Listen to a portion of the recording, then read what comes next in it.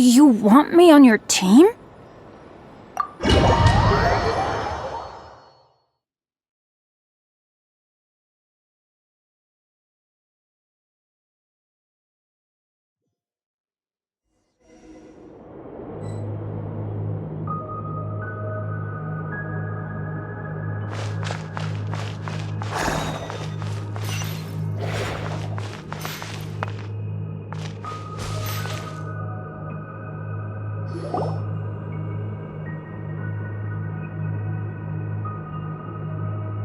Are these people... Judging by their clothes, they appear to be phantom Hyperboreans from the distant past. That could mean they have some clues about the moon goddess's name, right?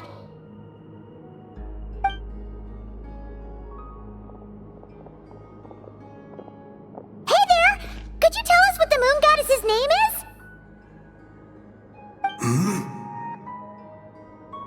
Sorry. That's probably a weird question, huh? How do we explain this? The moons are long gone, and their goddesses are dead. Their names no longer mean anything. When a new moon goddess is born, we will surely know her name. We have used every last resource at our disposal. All that remains is to wait, patiently and quietly.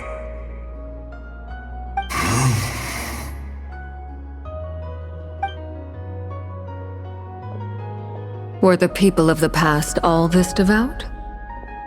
It looks like this phantom doesn't intend to converse with us any further. Surely the new moon goddess he speaks of must be Columbina. Alas, Kuthar's birth came long after the age in which he lived.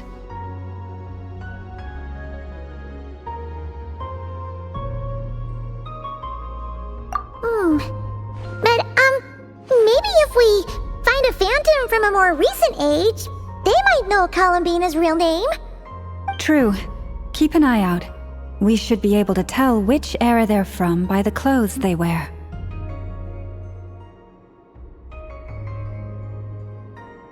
Yeah, you've been pretty talkative this whole time. What changed? Oh, nothing. I'm fine. You all make good points. When the Hyperboreans speak of moon goddesses, they mean the three from truly ancient times. I can't imagine they would know anything about our current moon goddess. There once was a time when the moon goddesses blessed them greatly and protected them from harm. So, when the war between the gods and dragons plunged the world into chaos, it seems they looked once more to the moons for help, praying for a new goddess to be born. Yeah, that checks out. Let's continue on. Who knows what else we may discover?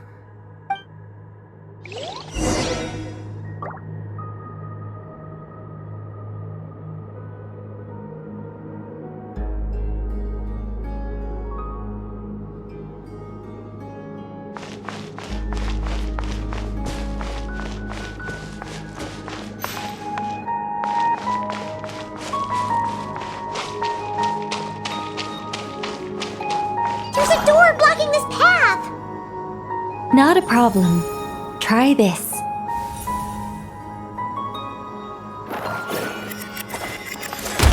Whoa! How did that door suddenly collapse? This device was maintaining the door's integrity. Remove the core, and the device stops working.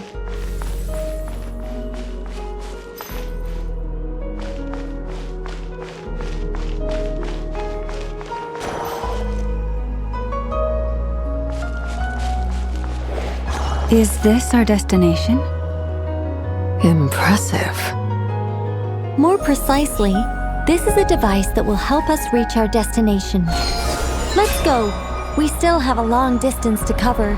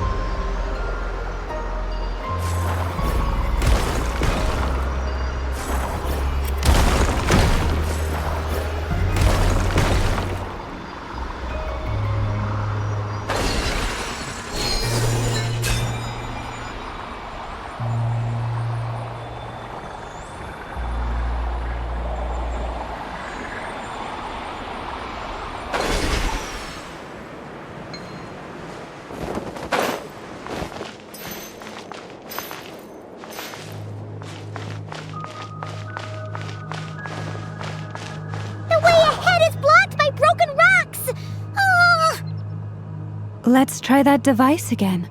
Remember the door from earlier?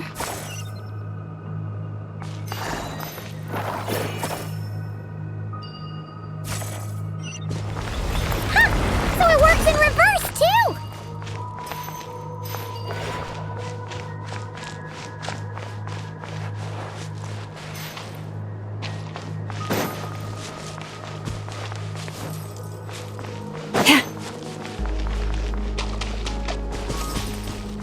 The humans we see are all phantoms, but the monsters are real. What a fascinating place. There'll be plenty of time to admire it later.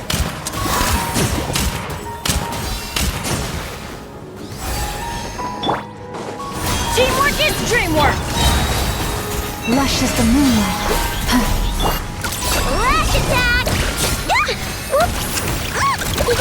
Go claw!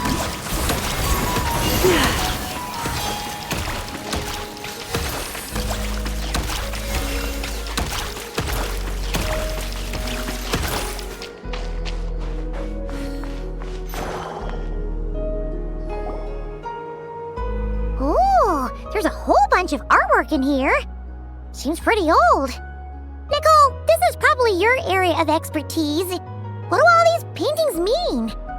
Let me see. To understand these murals requires some knowledge of the history surrounding the War of Funerary Flame. I shared a little of this with Lauma before. Yes, I think I follow. The dispute between the Moon Sisters, the transformation by Nibelung.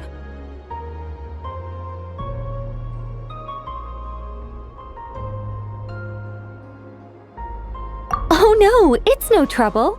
I'd be delighted to share the tale again. Alright then. Tevat's 3 moons and their goddesses were brought into being by the will of Nibelung, the then ruler of Tevat. But when the heavenly principles came, they changed the world completely, down to its very foundations. The moon goddesses were nowhere near strong enough to challenge this entity. But the heavenly principles did not view them as heretical entities that had to be removed. Essentially, the 3 moons existed to keep this planet alive and operational, which did not directly conflict with the heavenly principles' aims. Nevertheless, the inherent precariousness of this arrangement would soon be revealed. Nibelung returned. Yes. He did, and thus began the War of Funerary Flame, a battle for dominance between Nibelung and the heavenly principles. Discord would soon emerge between the 3 moon sisters. One would voice the opinion that they should follow Nibelung, for it was he who first hung the moons in the sky. Another would argue that taking sides in the conflict would only bring the world closer to ruin. There was no telling where it would lead. Especially since their creator had returned, bearing the perilous power of the abyss. Nibelung would eventually discover their disloyalty. He had all 3 imprisoned before transforming the moons into weapons with which to fight against the heavenly principles. What? Weapons? Yes, the very moons that had once defended the planet became instruments of death and destruction, striking terror into the hearts of all living things. And although the heavenly principles and the 3 moon sisters had once been at peace, it now seemed that the moons posed an unacceptable threat to Tevat. It is possible that the heavenly principles did not know of the goddess's imprisonment.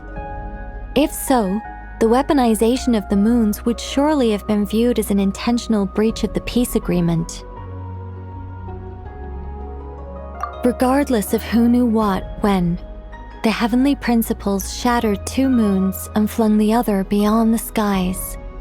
Whether the goddesses managed to escape Nibelung's captivity after his fall, nobody knows. But this much is certain. From that day on, the moons no longer belonged to Tevat. The rejection slowly drained their power until eventually they passed away. So that's the full story. You say the moon ceased belonging to Tevat from then on. Why then would Columbina be born here?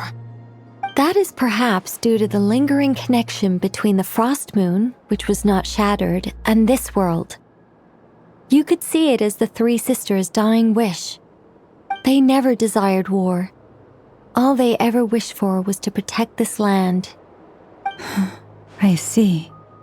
If the final fate of the three goddesses is as you say, then Columbina faces the same grave danger. Our investigation has yet to bear fruit. We must hurry. Yeah, you're right. Let's keep going.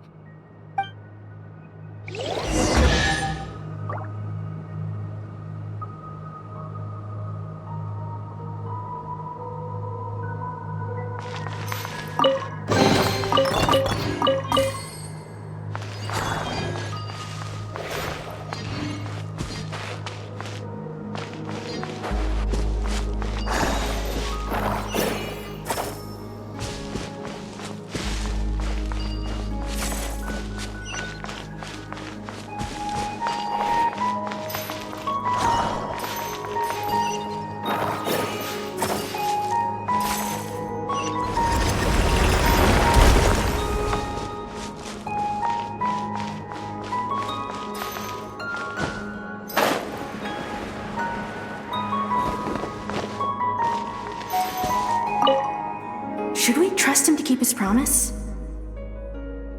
We have to. There's nothing else we can do.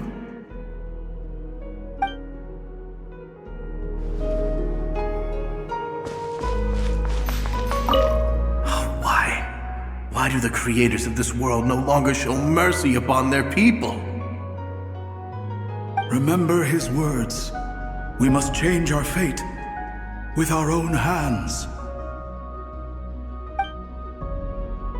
Wait, that's odd. Who is he? Is something wrong? No, not really. It's just that over 30 possibilities emerged in my head, so I can't be sure who he is.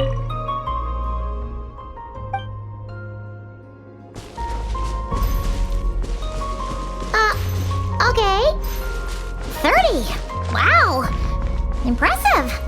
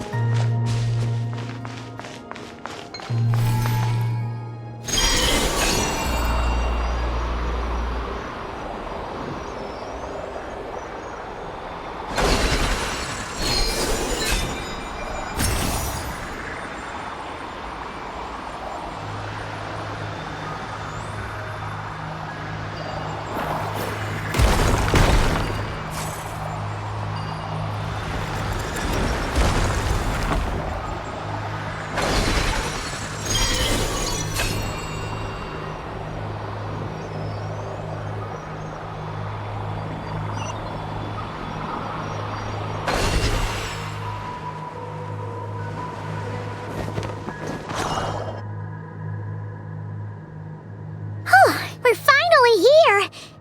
Guessing we'll need to activate this thing? Indeed. I was a little worried about that at first, but as we got closer, I sensed that the Kuvaki within it flows unimpeded. It should be functioning normally. The only issue is how to activate it. It's looking a little worse for wear. What about the cores from some of the other devices we've seen? Can we repair it using those? In all likelihood, yes. I imagine that would have been the Hyperborean's backup plan. Let's look for some cores.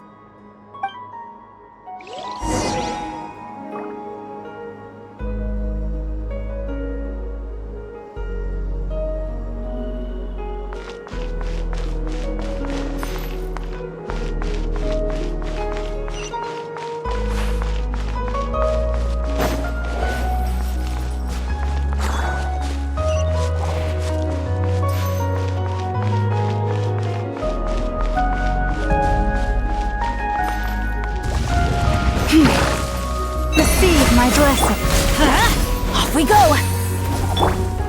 You on this! Come here, you little rascal!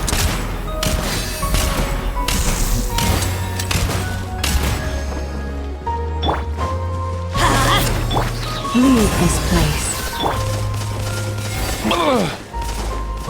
Ah, why can't you play nice? Let's go.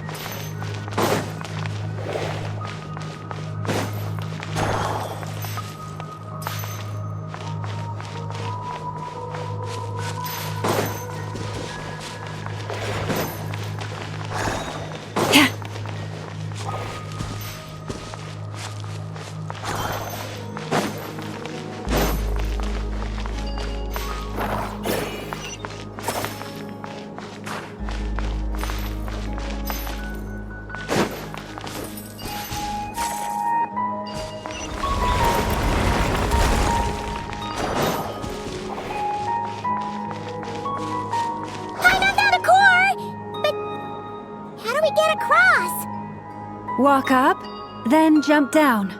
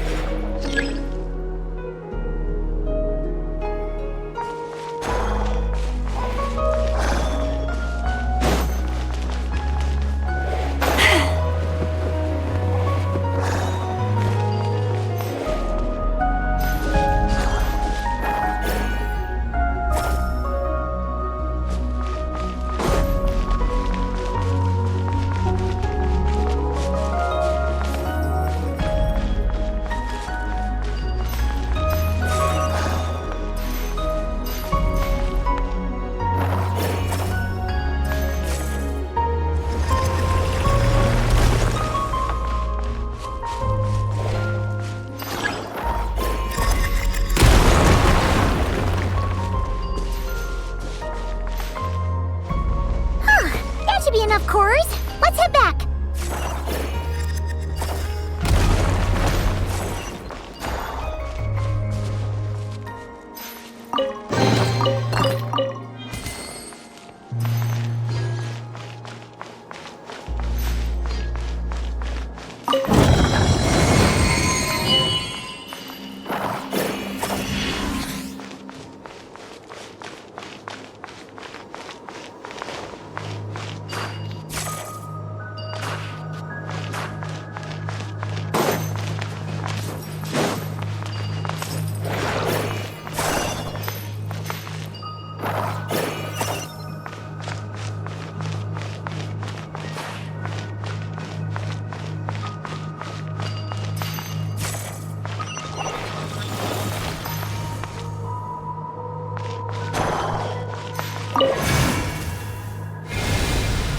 The device is up and running.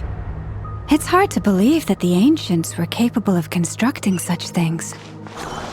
Paimon sees our destination! It's right up ahead! Yes, let's go.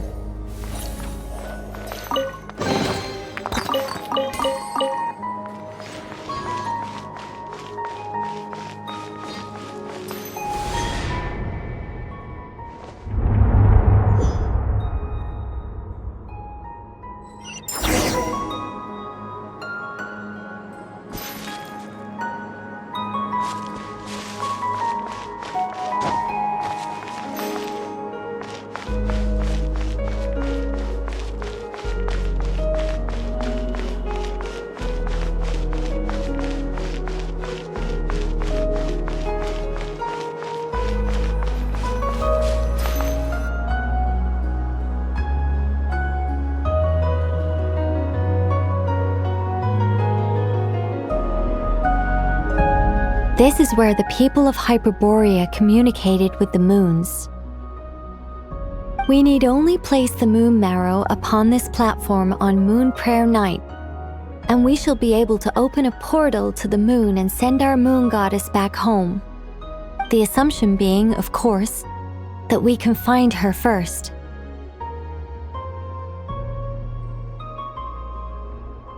That's right. You want to know if it's safe there, don't you? And yet, she has no choice but to return. You know this. Oh, that's not the only issue here.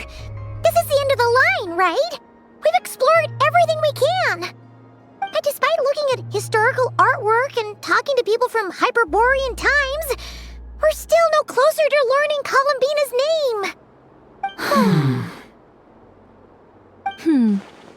If it's not too much trouble, could you tell me exactly what Alice said to you about finding her name?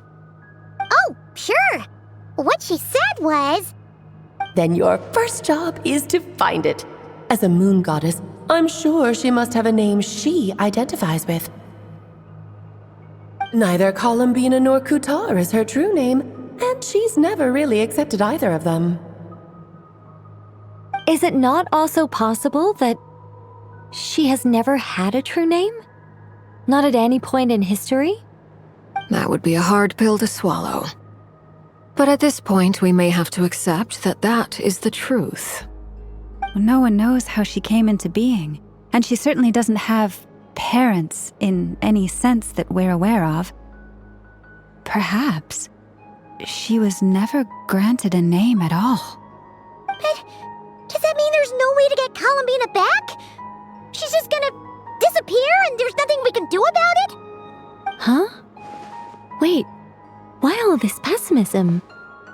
Was it the way I phrased this question? You all seem to be taking this in completely the wrong way. Well, just because she's never had a real name in the past doesn't mean she can't have one now. What? Think about what Alice said again.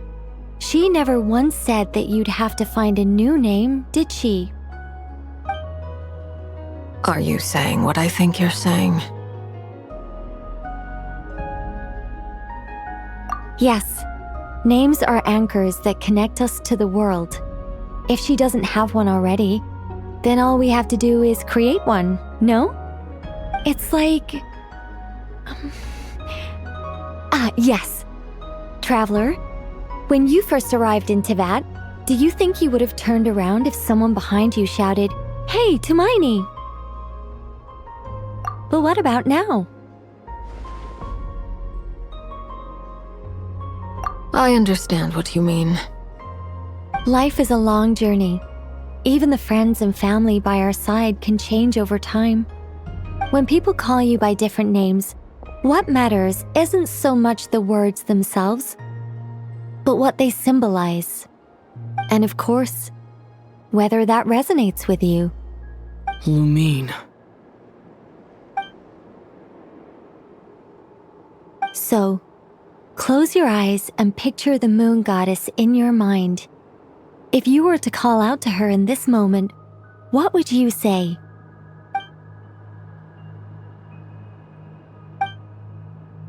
Columbina. Columbina. Paimon would call her Columbina too. Well, she has long forsaken everything that Kutar represents. I think from now on I should call her Columbina too. Well, it sounds to me like you found your answer. Are you sure? Is it really that simple? We haven't found her this whole time, and not for lack of trying. For a journey like this, the process is every bit as important as the outcome. Had you not searched far and wide, rejecting every other answer you were offered, how could you have come to an answer you felt was finally correct? Oh, it all makes sense now. This has Alice's fingerprints all over it. Are you suggesting that mage knew from the start that Columbina never had a real name to begin with? I can't say for sure. But I can definitely imagine her chuckling in satisfaction somewhere right now, saying, "Ah, what fun." Llama! Your antlers! You should hurry. The festive moon has begun to rise. Do not worry, for when you called the name Columbina just now, I could sense that the power within was enough to summon back the moon goddess. The power within what? The name? Yes. So, the thing is...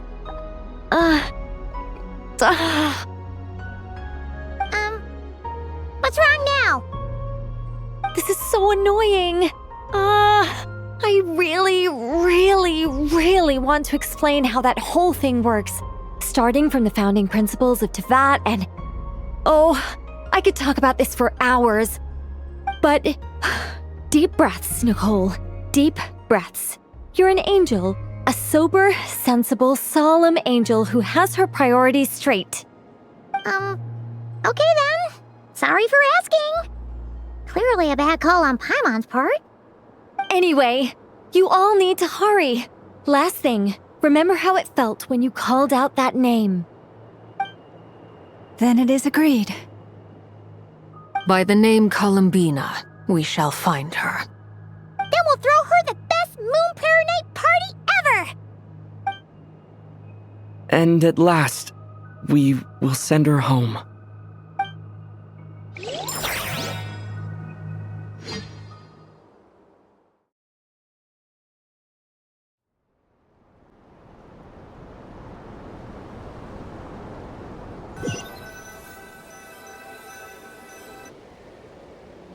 I can barely move anymore.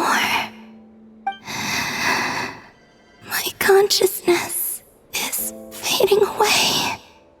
Have they come back out? I'd love to see them one more time.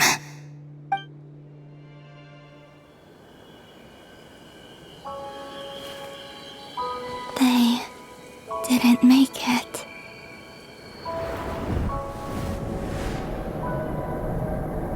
Could you tell me your name? My name is... Columbina!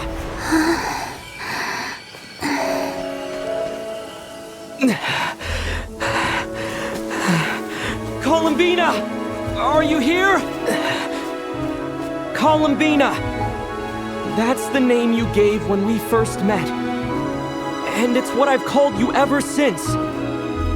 Columbina. It's a fine name.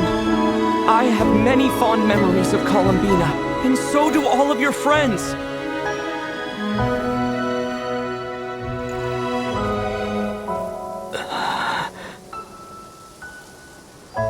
If you like this name,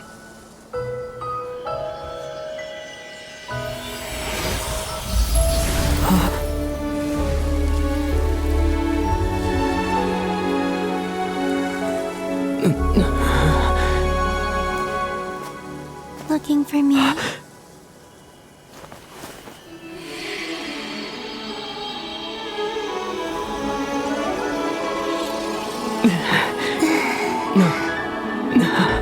like it. You can carry on using it. My name is Columbina Hyposelenia.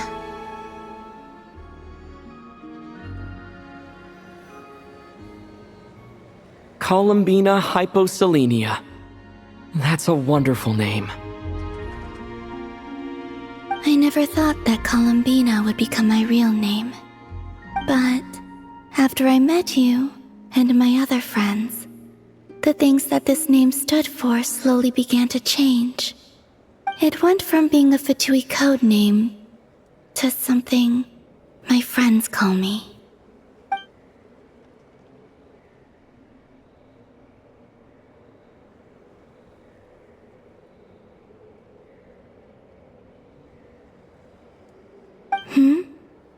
What is it? Why aren't you saying anything? I'm just so happy for you. Thank you. So, where's everyone else? We can go and meet them very soon. Everyone went to different places to try calling your name. Great. I'd like to thank them as well. Everyone's done so much for me. Searching for my name, entering those ancient ruins. Huh? Wait, so you were... Yes, I was there. Not physically, but my consciousness was still holding on. I followed you the whole way. Starting from when? You turned around and called out my name while you were in Nasha Town. Do you remember?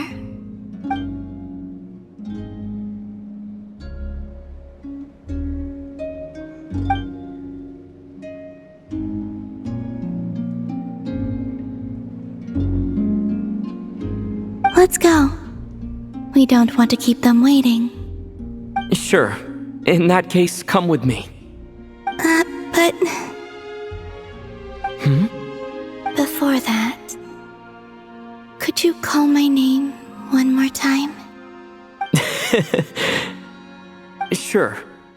Come with me, Columbina Hyposelenia.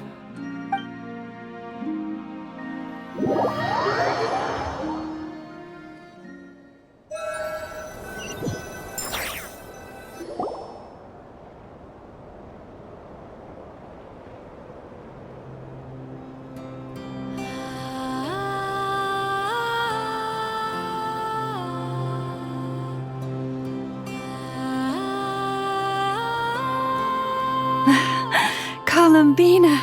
Oh, this truly is wonderful. Llama, I can't breathe.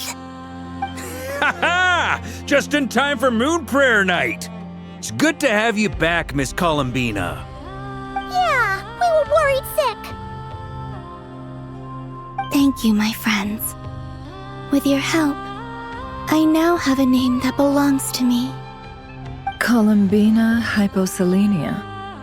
Where's the second half from? You added it yourself? That's right. It means... Born beneath the moon. Yes. And by extension, it can also mean born beneath this world. A fine name. Now, as much as it pains me to interrupt this beautiful reunion, I feel obliged to remind you that the Moon Prayer Night celebrations in Nasha Town have already begun. Don't you want to enjoy the festivities? There's so much to see and do. And some of the ambient lighting and entertainments were sponsored by the kind souls in the Hexen Circle. Nicole? Why have you turned into Dodoko? So you're Miss Nicole. Thank you for helping us, and for helping me find my name. It's nice to finally hear your voice. You're quite welcome. Guiding lost people to hidden treasure is what we Seelie do. And if you ask me, spiritual treasures are far more precious than material ones. Chests are all well and good, but this was what it's all about. Ah, so satisfying. Anyway, I had to go help Alice. It seems like she ran into some trouble. That's why I couldn't be here in person. But don't worry, we're with you in spirit. We'll be celebrating right along with you. Keep an eye out for the Hexen Circle's festive stalls in Nasha Town. I think you'll like what we came up with. Alice said she even managed to rope B in this time. The Frost Moon Scions have also prepared various attractions. I believe Aino, Ineffa, and their crew are setting things up as we speak.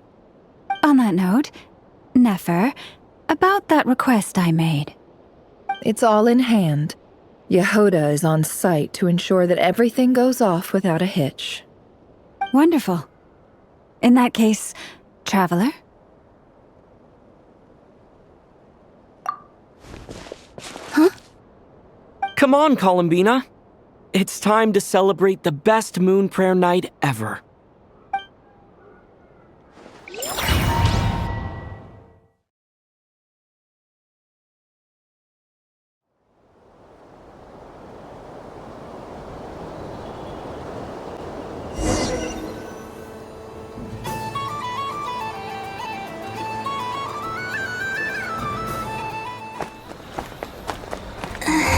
Hey,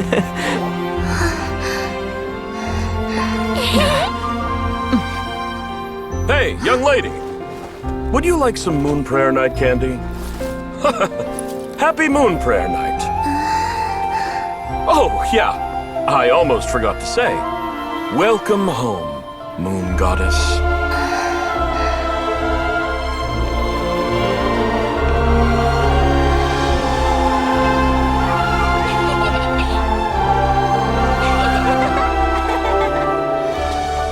Welcome home, Moon Goddess. Welcome home, Moon Goddess. Welcome home, Moon Goddess. Turning Nasha Town into her home is a festive gift. A rather brilliant idea. Perhaps this is what Nodcry, Columbina's home, should have been like all along.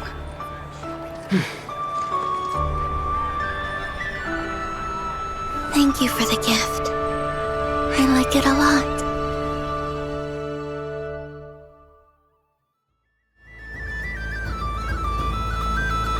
This feels like the surprise of my life. I do. I never imagined I'd ever get to enjoy Moon Prayer Night with everyone so freely. If you're happy, we're happy. Quite a strategy you came up with. Hide the tree in the forest. It's not your usual style, Lauma. Is there something about Moon Prayer Night that enhances what's in your head as well as the antlers on top? Apparently so. It even inspired a perennial penny pincher to use their resources for a greater cause. It truly is a magical festival.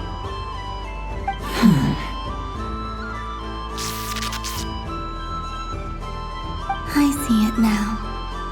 This bickering is actually a sign of a strong relationship.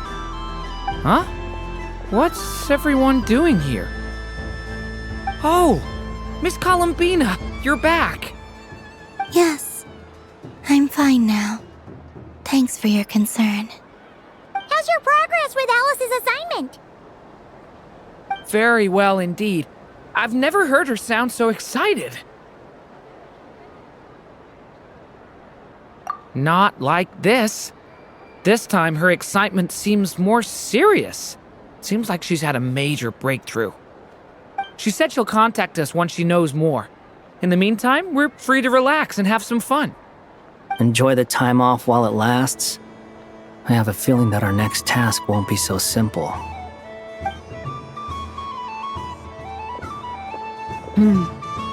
I should go.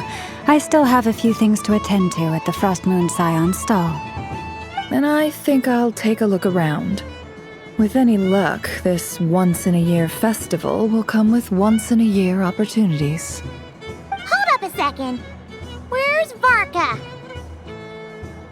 I believe he made a beeline for the flagship the moment he entered Nasha Town. That's Mondstadters for you. They know what they want when festivals roll around.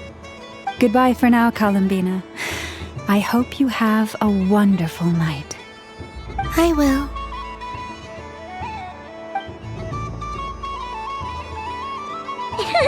Well, in that case, don't just stand there. Get out there and have some fun. You'll definitely get a warm welcome at every stall. Oh, also, take this map with you. It's a guide to the festival.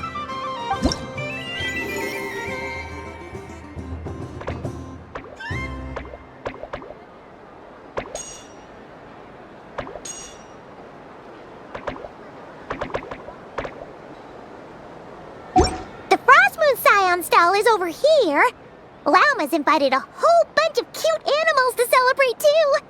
Over there is the Hexen Circle section.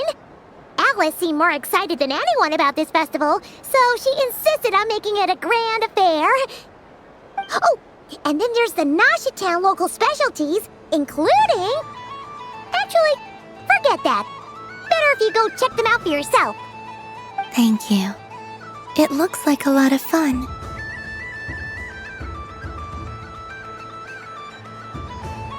You're not coming with me? We'll be around. want to browse by yourself for a bit first?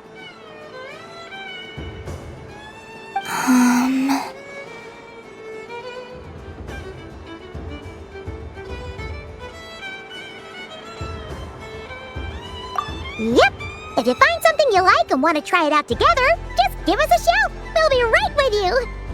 Otherwise, just relax and enjoy yourself. There's so much on offer, so try to experience as much as you can. And don't forget to stuff yourself with all the delicious festival food.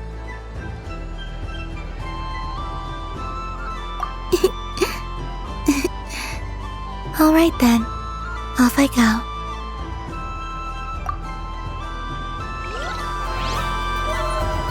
Where should I go first?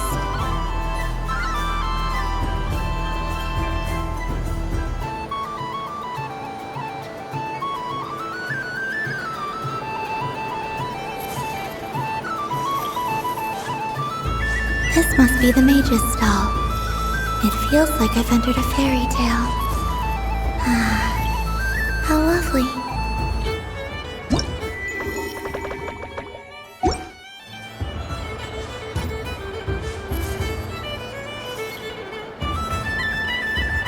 But I was aiming right at it! Aw, what a pity. I saw it with my own eyes. You were so close.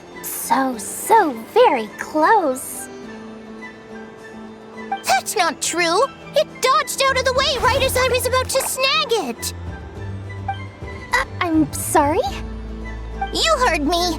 This paper frog can move! I swear!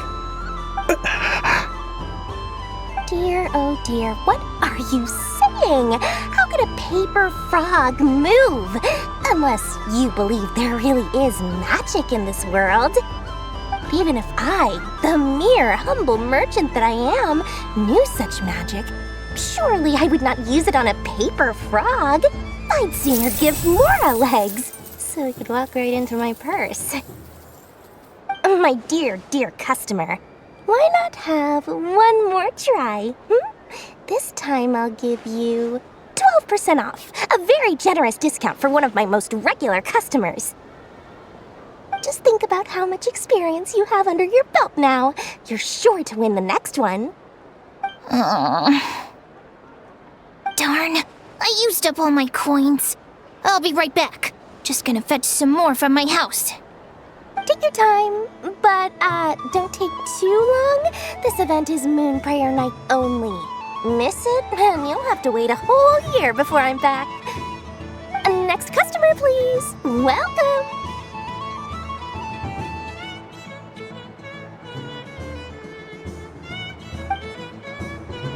Hello.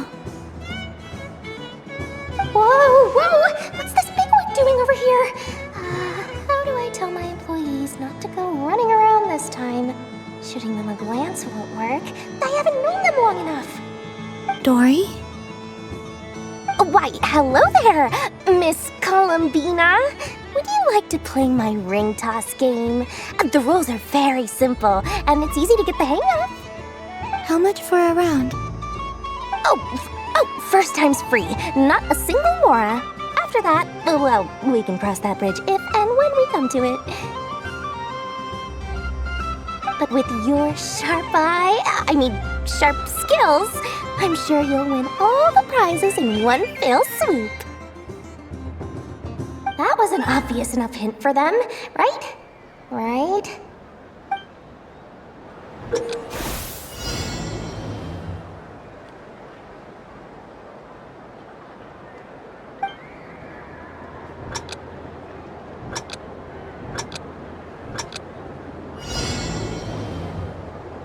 Here comes the ring! Oh, peanuts.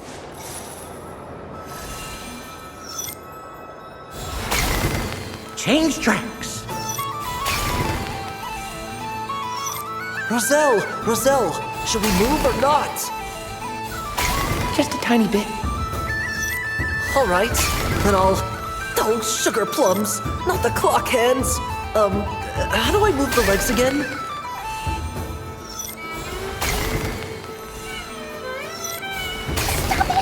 Stop dodging.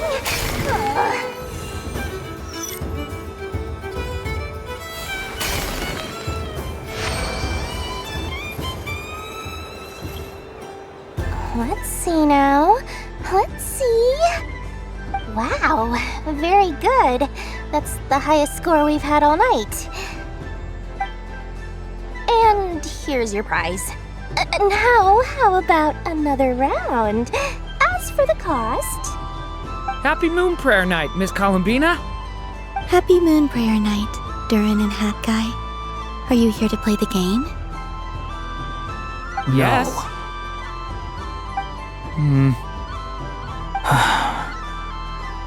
You said we were just coming here to say hello.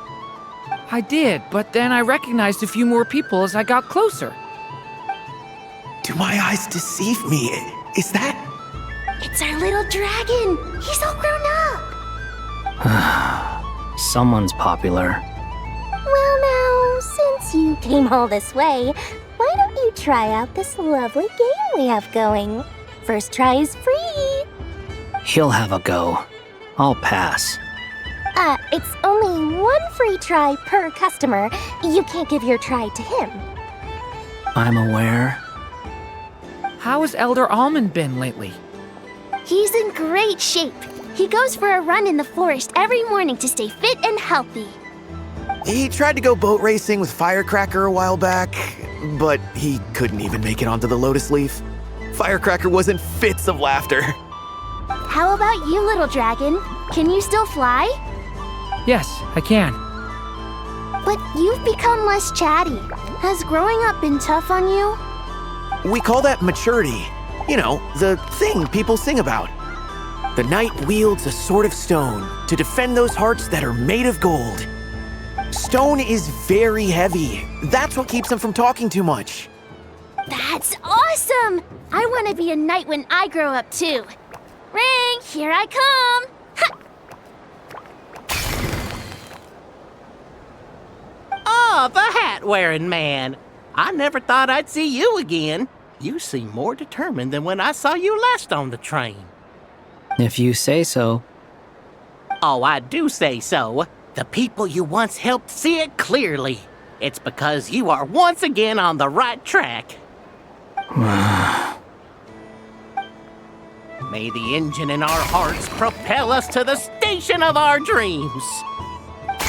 I can move! I can move now, Roselle! What are you doing, running into the rings like that? You got them all so quickly! I have never seen anything like this in all my travels! Is this guy actually an old friend of theirs? But how? They're origami animals and clockwork people from a fairy tale! Getting to know them would be quite an arduous task, unless they share a hometown? I have to get to the bottom of this. Next time I see the great mage Alice, I shall demand answers! Thank you, Dory. I had a lot of fun. Now for your prize. Where did I put it? Give me a moment to dig it out. Oh, sweet grand prize. How I wish I didn't have to let you go. Good thing I've already turned a profit from the customers earlier in the night. Otherwise, I'd have wasted all my hard work. Okay, I'm back. What? I leave for 2 seconds and someone's already claimed the grand prize? Oh, well, these things happen, you know? Perhaps you'd be interested in one of the other prizes instead. We've got all kinds of wonderful goodies here. Is this the thing you wanted? Here, you can have it. Huh? But... Don't worry about it. It will be happier with you. Oh, thanks so much, miss. Moon Goddess.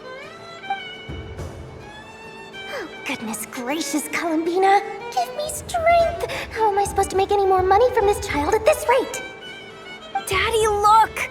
That's the game I was telling you about! Forget it. She is the Moon Goddess after all. I'll think of some other way to swing this. Maybe I can try to hook this new kid. Huh? Oh, someone already won the grand prize. You can take mine if you want. What? Why? Why are all these bleeding hearts coming here to ruin my business? Happy Moon Prayer Night, everyone. Happy Moon Prayer Night.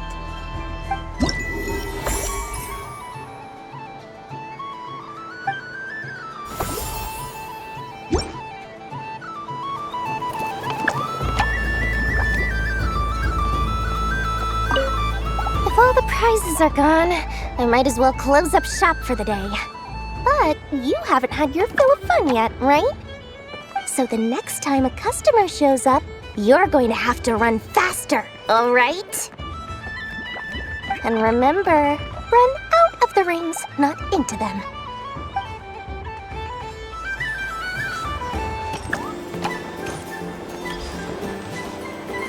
What's this?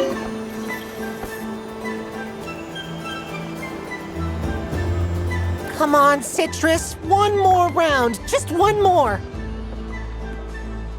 But my neck... oof. It's acting up again. You should take a break. Health comes first. Yeah, don't push yourself. We'll find someone else. Hey, don't look at me. I'm the referee. What are we gonna do then? Do you need any help? Yes, we do. We need one more player for our game. All right. Could you teach me how to play?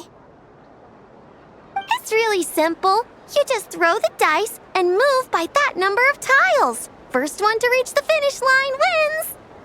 Rolling a hamster means you move one tile. A paper frog is 2 tiles, and a flying squirrel is 3 tiles. 'Cause they go the fastest. Okay, I get it.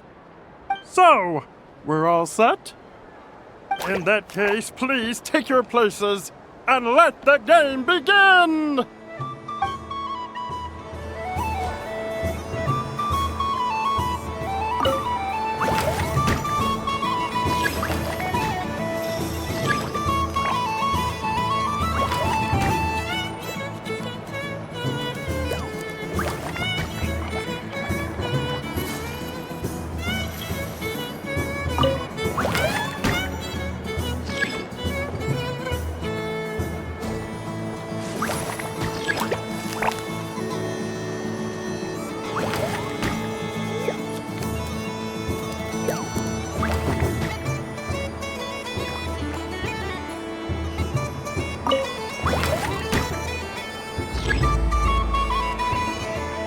And the winner is the Moon Goddess! Congratulations!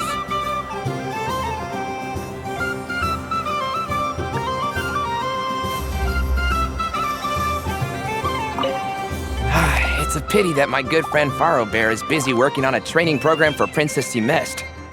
If he could have been here, the victory might have been his.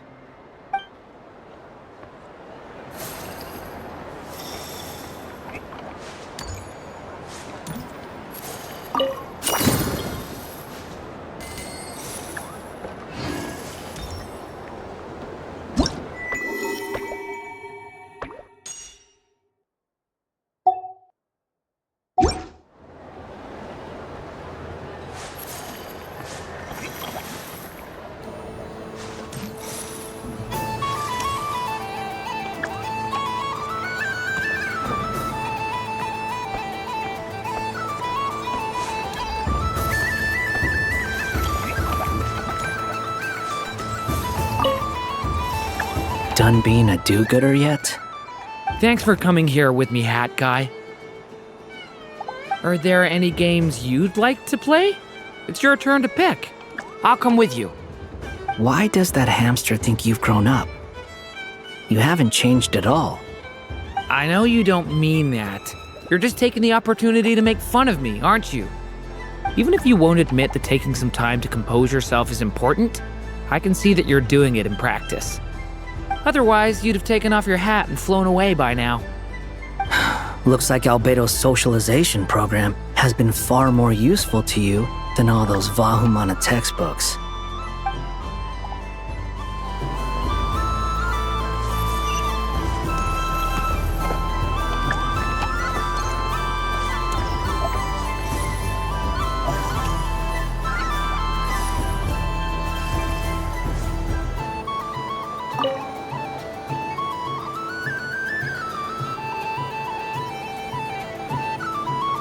I wouldn't say it's unfair, exactly. I mean, your voice goes right into people's heads. How would you explain that to the kids? You can't just explain it away as magic. Is something the matter? Ah, Miss Columbina! No, nothing you need to worry yourself about. Ah, impeccable timing. Stick around for a second, Miss Columbina. I need your input on something. This self-proclaimed Knight of Justice has yet to give me a satisfactory answer. I, for one, would like to hear your verdict on the matter. Hey, now, I left the flagship just to help you out, Miss Nicole. What's going on?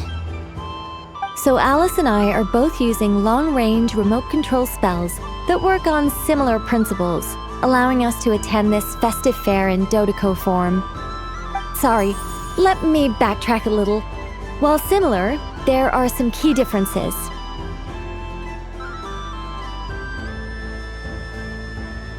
Alice, being a great mage, wanted her Dodeco to reflect something of her own charm and mystique. So she adjusted the way its tail moves when it spins around. An entirely gratuitous move, in my opinion. I hardly see how anyone is going to notice that. If anything, I'd say that anyone who stares intently enough at a Dodeco's tail to notice such a small detail is someone we ought to be highly concerned about. I only say this to emphasize that my question has nothing to do with tails. Now that we're clear on that, why is Alice's Dodeco permitted to interact directly with the children celebrating Moon Prayer Night, while mine is not? Your voice speaks directly into people's minds. See? Exactly what I said.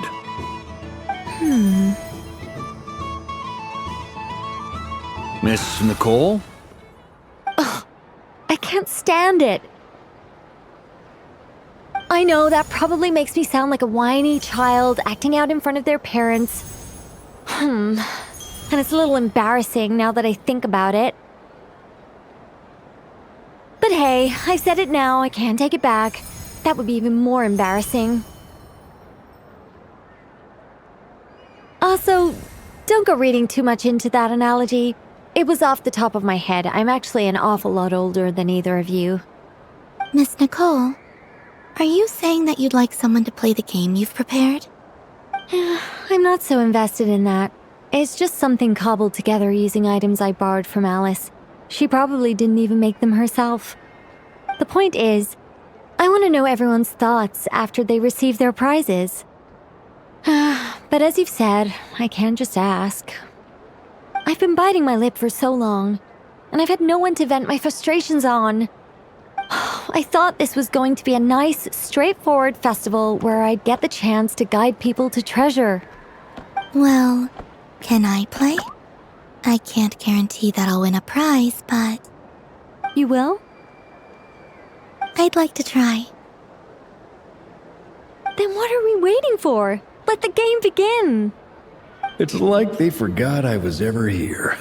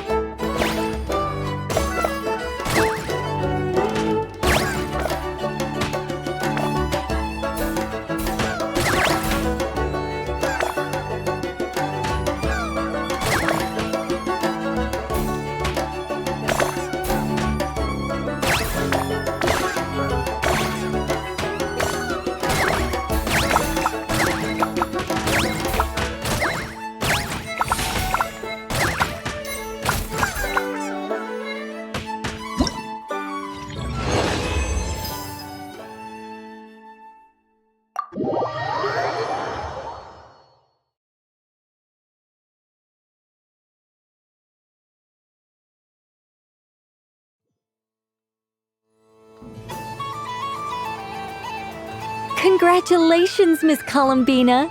With your great wisdom, you have overcome every obstacle in your path and conquered the great challenge posed to you by fate. Fate?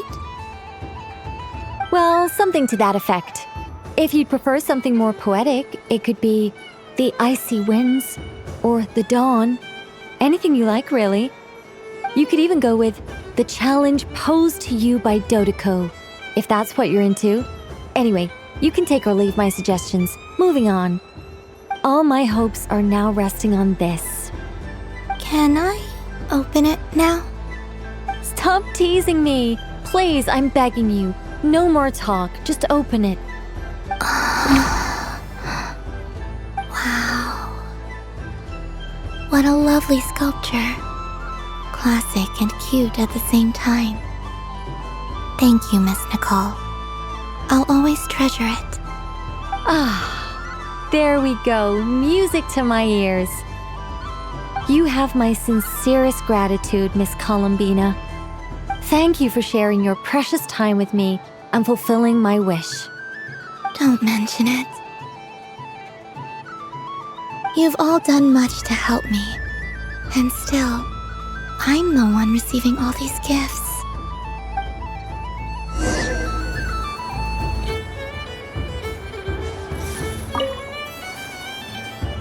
A soft and furry creature that bounces and jumps. Welcome home, Moon Goddess. This one talks too. Allow me to introduce myself. I am a Dodoko from a distant archipelago, the most mischievous of all my Dodo brothers and Dodo sisters. When the going got tough, I powered through, and when I met obstacles, I boomed them away. That sounds like a lot of fun. Doesn't it just? Oh, but then the trouble started. Recently, I found a lovely beach, the same beautiful jelly color as my hometown, and so I dove in to have a look. Only to find it overgrown with seagrass and nasty little spiky fish everywhere, looking to turn me into a Dodoko kebab. I made it back to shore by the skin of my teeth, but my tail was sorely hurt. Couldn't you just boom them away? Oh, I wanted to, believe me. But I've heard that you, Moon Goddess, can understand animal speech. The last thing I wanted was to cause a gigantic fuss and get taken to court by a school of spiky fish. I'd be driven out of these waters for good, and my winter holiday would be ruined. And so, dear Moon Goddess, I was wondering if you might lend me your allegiance.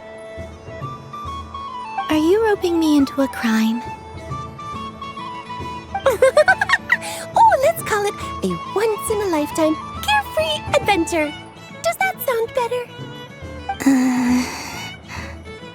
All the festival goers tonight are dressed up as the Moon Goddess, but there's nothing to say that the Moon Goddess can't disguise herself as a Dodoko, is there? Besides, this is your home. You should be free to be whoever you wish. I'm afraid I'm not well acquainted with Dodokos, Madam Mage. Oh, that's quite all right. We Dodokos are innocent, happy creatures with a free-spirited nature. Many, like myself, are mischievous troublemakers. Others are lazy souls who like nothing better than to lie down on a nice rock and take a nap. In our eyes, every creature who yearns for happiness and freedom is a Dodoko. But perhaps in yours, we Dodoko are a fluffier and more mischievous breed of Kuhenki. Yes, that is a much easier image to follow. Oh, wonderful! Then let's play! Grab onto my tail and follow me into the sea! Time to settle some scores with the bad guys!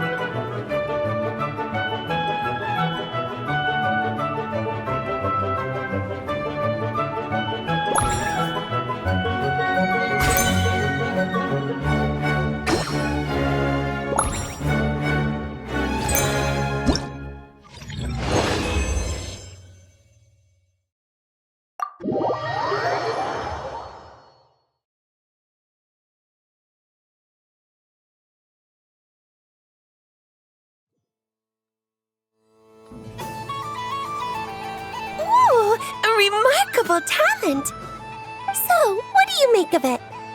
The use of Jumpy Dumpties doesn't come as naturally to me as Kuvaki, but their unpredictability makes it fun. I think they call this novelty. Indeed! And how did it feel blowing those pesky nuisances away? Not bad. Any guilt? What do you mean? Oh, wonderful! Lovely answers to all 3 questions. You've passed the safety test. Now I can give this special bomb to you as a souvenir. Remember, if you find any meanies living on the moon, you can use this to boom them into oblivion. I will.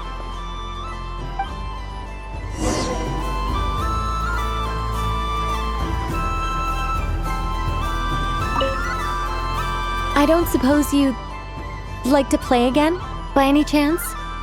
Don't get me wrong, once is plenty. You're under no obligation to indulge me any further. And besides, I don't have any other prizes for you. Alright then, happy Moon Prayer Night.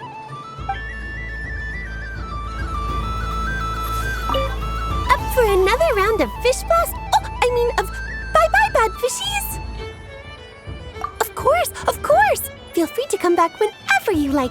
There's always time for a dodo venture.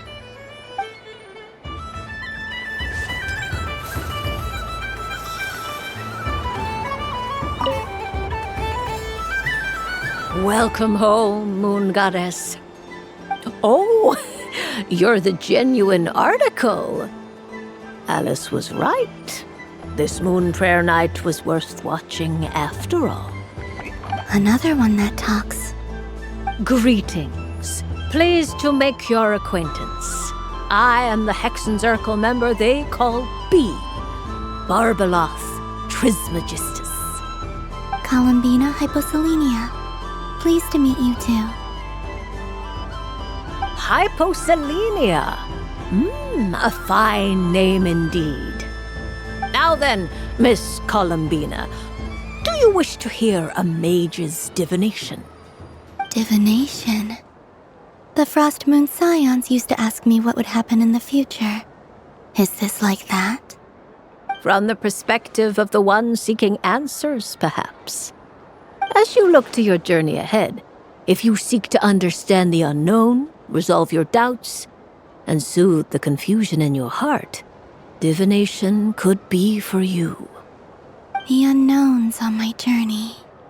Of course, if one wishes to peer into fate, then hydromancy is the more precise option.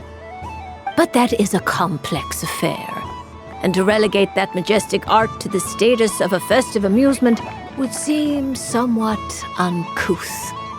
Besides, it is sometimes better to not know fate with great certainty. Hence, I shall use the suitably festive Luna Arcana to tell your fortune instead. It is more popular with the youth in any case. Lunar Arcana. Indeed, unlike hydromancy, this will only display possibilities and trends. People like to think of themselves as creatures of agency and free will. Peering too far and too clearly into the future is detrimental to both body and soul. I'd like to give it a try. Of course you may. Come then, take a seat, Miss Columbina. Before we begin, are there any specific questions you would like to ask? Let's stick to general possibilities and trends, like you suggested. Ah, very well. Then I shall use the basic Lunar Arcana deck. Now, try to relax. Cast your mind upon the things you have experienced and the things you are soon to experience. I will shuffle the deck. Would you like to cut the cards yourself? You do it. No problem. Now then, to make things easier for the seeker, that is to say, you, I shall decipher the cards from your perspective.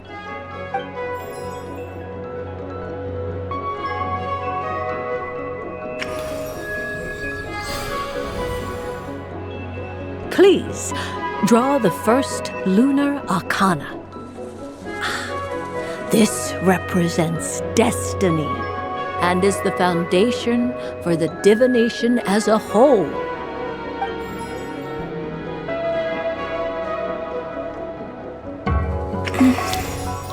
Now, draw your second card.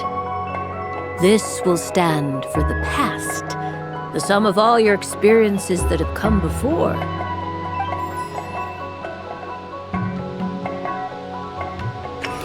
And now the third Arcana. This is the present, your interpretation of the current moment. Finally, the last card. This shall speak of the future, which... Oh. Kuvaki Pulse? Fascinating. I've never encountered this before in my role as a diviner. Something has exerted an influence upon this card, causing it to leave its designated position. What do you make of this, Miss Columbina? Perhaps this is the guiding hand of fate in action. Of course, if you wish, you can choose to deny the validity of this card and draw the future for yourself. No, it's fine. Let's go with this one. A bold decision. I must say I'm looking forward to the results.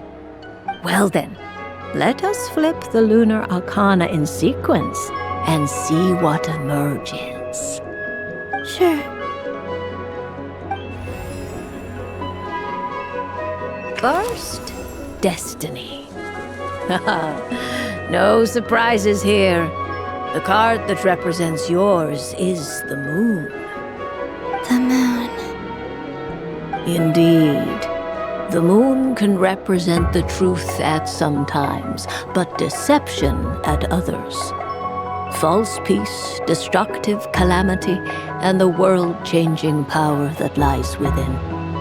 When the moon is placed on the destiny tile, it indicates that your destiny is not what it may appear on the surface. Instead, it may yet have a hidden side. It symbolizes a journey through the fog, fraught with uncertainty and deception, where one must face inner challenges head-on. I don't understand. Patience, my dear. This is but the first card, which serves as a basis for the interpretations that follow. Our divination will only grow clearer from here on out. Now then, flip the second card, the one that speaks for the past.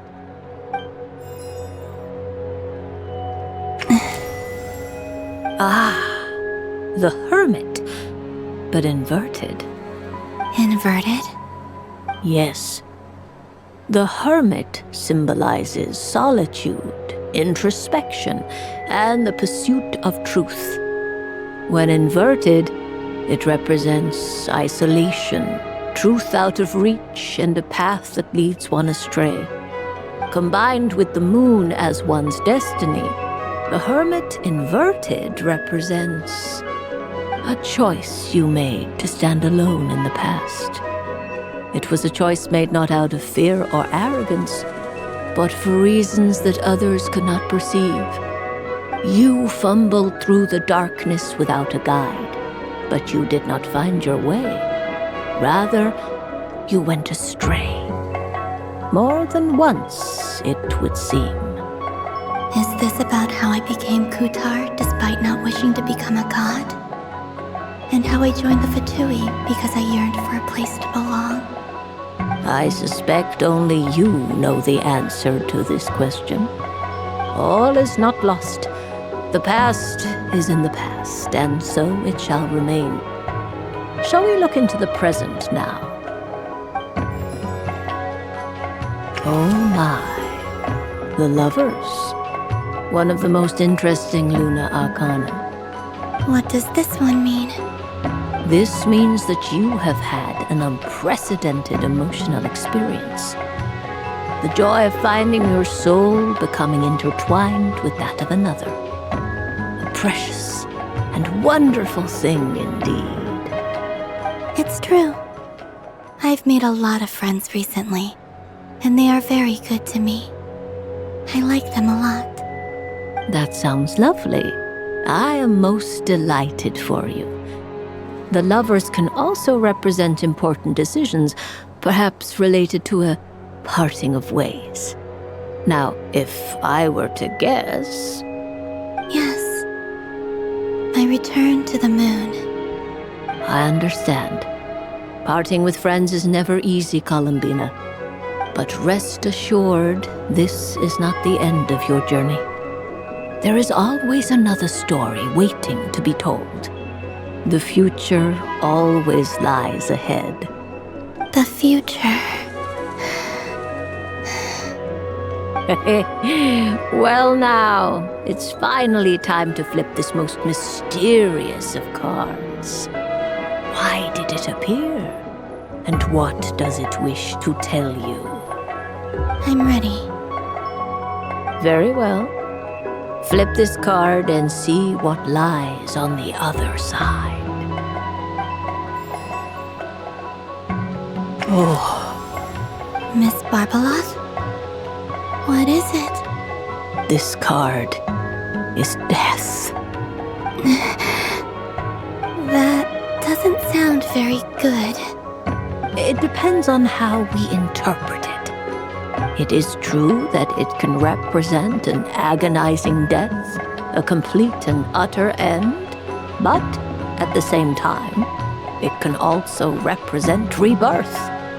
Do not forget that your destiny card is the moon.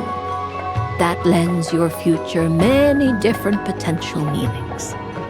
If death spells the end, is it unavoidable? As I have said, divination can only display general trends. It is a rough guide, but it does not show predetermined outcomes. Allow me to summarize it for you. In the past, you may have lost your way, but now you have gained new connections and new strength. You now face an important decision, one that may bring about a great change in what is yet to be. This change might, in turn, be the end of all things, or their beginning. But remember, everything is subject to change because of the moon present in your destiny. You must see the truth clearly and face your innermost thoughts. The truth. My innermost thoughts. Thank you, Miss Barbeloth. Don't mention it. Some people dislike divinations, for fear of glimpsing an ending to their story that they wish was not so. But I can see that you're different. The result of this divination will not sway your decision. This is a rare quality, and one that diviners always hope to see in the seeker. We are here merely to guide, not to exert undue influence. I understand. Go then and illuminate your future, Miss Columbina. The moonlight that shines from you now is most captivating.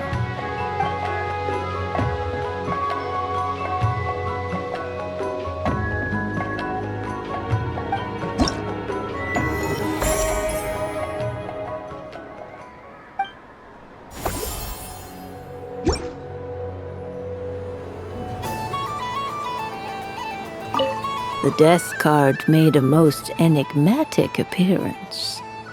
The moon for which Miss Columbina is bound, I fear.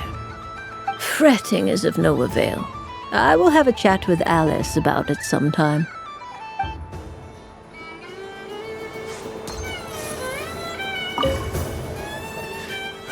It'd be rude to just leave without saying anything. But at the same time, I don't want to barge into their lively conversation just to announce that I'm leaving. I guess I'll just wait a little longer. Huh? Albedo? This sketch is for you, Grandmaster. Oh, a gift for me. Thanks. Let's see what you've done for me. The North Wind left in a lurch.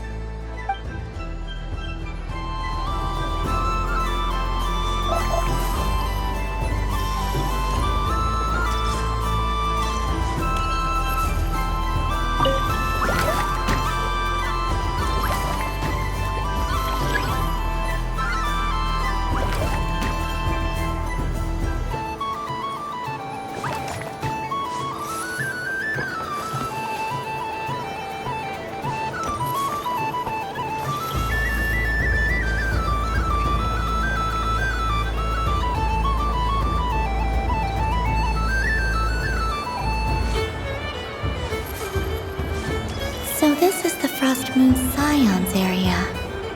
It feels very familiar. But everyone looks much happier than usual.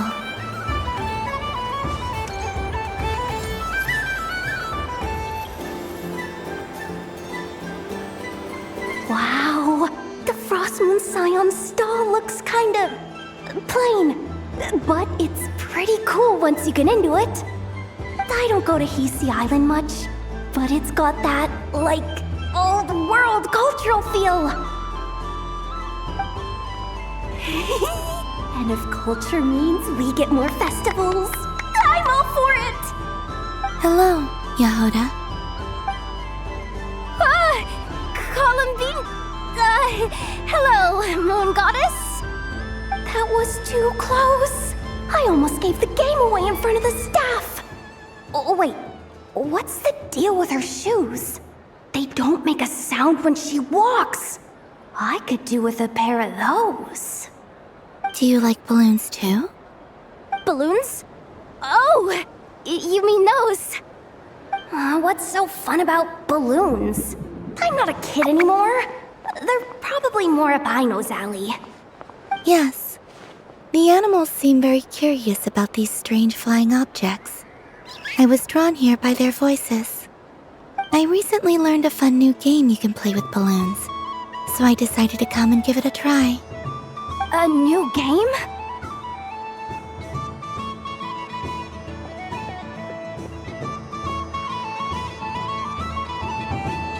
Hello. Welcome home, Moon Goddess. Here to buy some balloons? Yes. Could you give me a few that haven't been inflated yet? Are you sure? I guess it's not a problem, but... Yes, please. Thank you. Uninflated balloons? But those are just little rubber pouches. What does she want with those? Would you like to play the balloon game, Yahoda? Huh? Sure. I guess. How do you play it? Wait here a moment.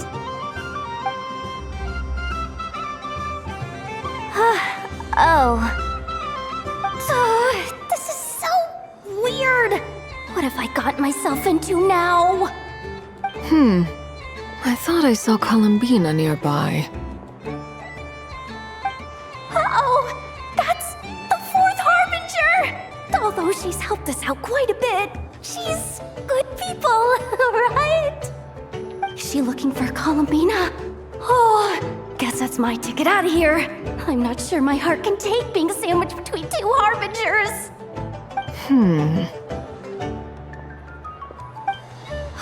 Which stall is she checking out? Oh, it's that other Frost Moon Scion's one. Try on the headgear, see what it's like having antlers or animal ears for a day. Oh, I wouldn't be caught dead wearing that stuff. So embarrassing. I have enough gear to carry as it is. Wait, what? She put it on? How peculiar. This would take some getting used to. I wonder if this is what it's like for Lynette. It really suits you, ma'am. What is this? She was so intimidating a moment ago, but now, dang, she's really rocking those ears. How does she make them look so cool? I suppose I may as well keep them on for now. All part of the festive experience. She's coming this way. How do you do, Miss Yehoda? Oh, jeez. Don't talk to me while wearing that thing. Where am I supposed to look? Oh, hey there. I'm looking for Columbina. Have you seen her? She just... Huh?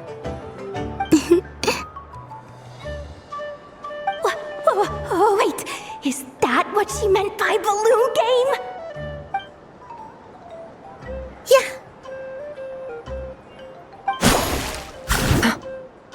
Huh? No fair! How come I get caught in the crossfire? An ambush from the rear? Is this a declaration of war, Columbina? Would you like to play too, Arlecchino? Seriously?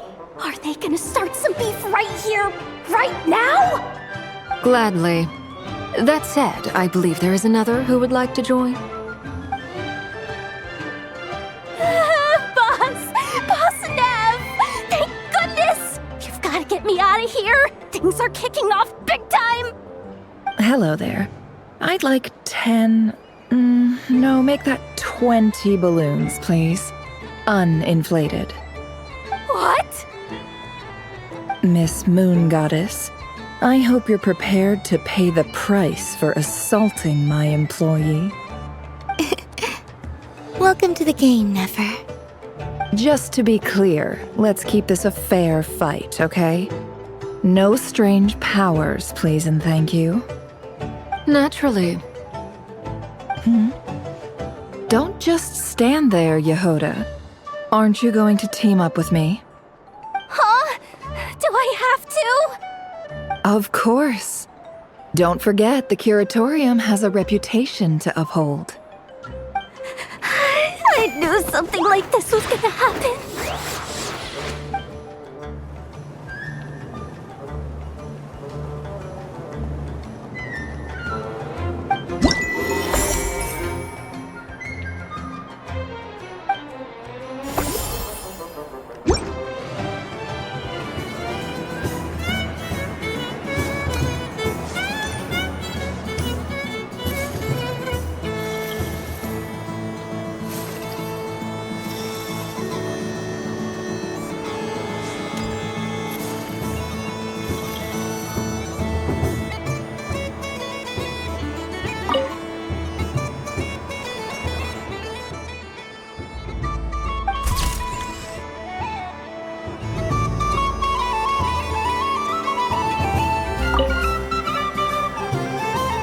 If this were any other day, I'm sure it would make for a great photo opportunity. But Moon Prayer Night has rendered my antlers uncomfortably large. Doesn't it look like this rhyme-horned deer has 2 sets of antlers?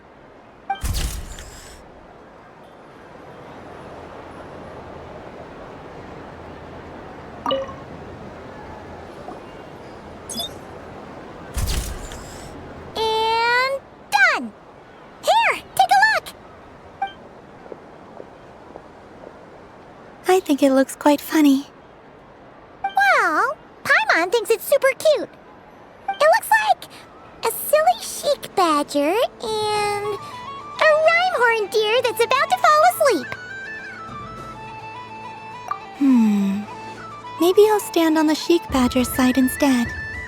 It looks like we've attracted the attention of quite a few animals. Let's make room for them.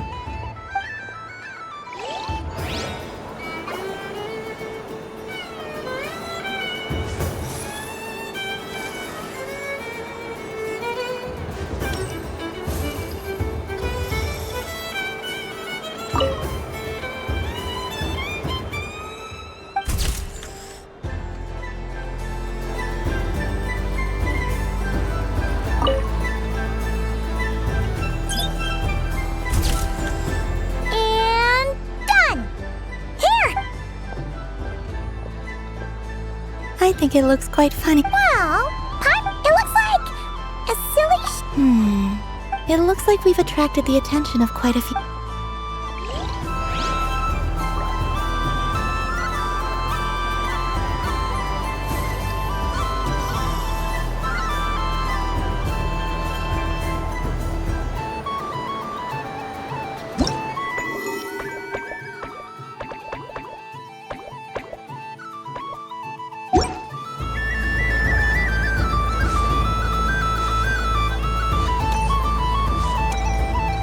There are so many attractions here.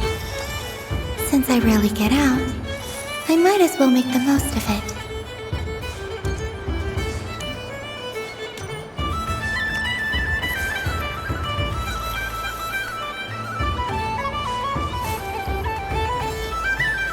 Moon Prayer Candy! Beautiful, tasty Moon Prayer Candy! Buy a whole box, share it with your friends and family! Candy? To share? I wonder what flavors everyone would like. Welcome home, Moon Goddess. Fancy a box of Moon Prayer Candy? Sure. I knew you would. Now, what flavor would you like? I'm not sure. What flavors do you have? Is this for yourself or as a gift? A gift for my friends. Ah, I see. In that case, I'd recommend apple, lockaberry, or midsummerberry. Those are the most popular. Do you have nocturnal blossom flavor? Huh. I've seen couples give those as gifts before, but I did not know they were edible. No? Okay then. Moonfall silver? You did say this was for friends, right?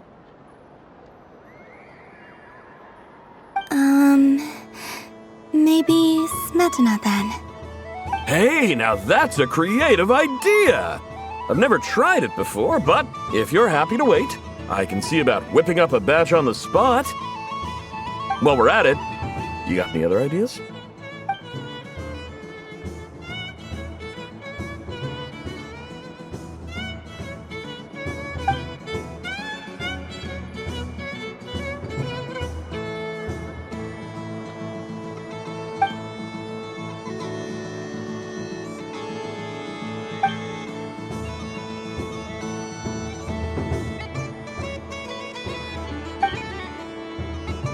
Here you go.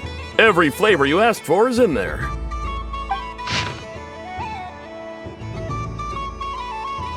Thank you. Haha, I should be the one thanking you! You brought me a whole bunch of new business.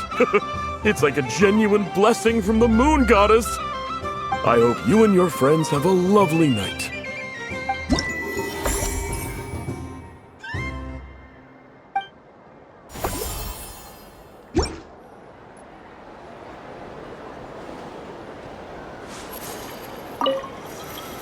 Assorted Moon Prayer Candy! All your favorite flavors in a box! All right, kids, just line up over here.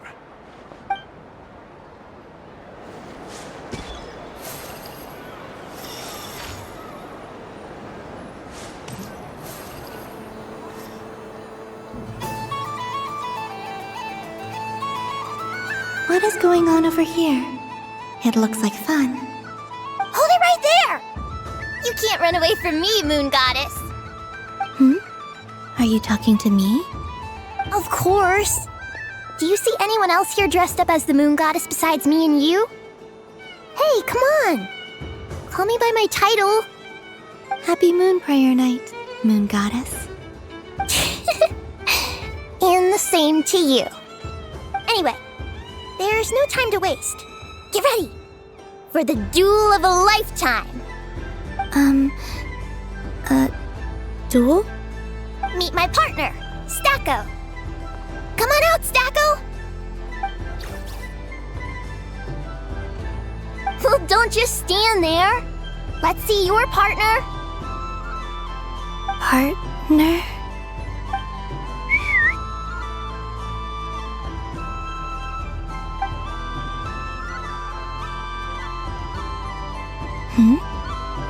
So I need to select a partner and command them in battle. Partner. I need a partner.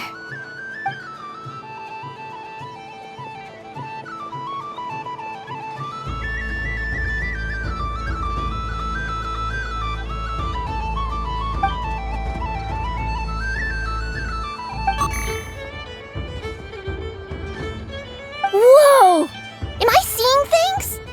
Where'd you get a Kuhenki? They're super rare. That's great. But you can only bring one partner to battle against me and Stacko. No ganging up allowed. They all look so eager to be picked. Which one should I choose?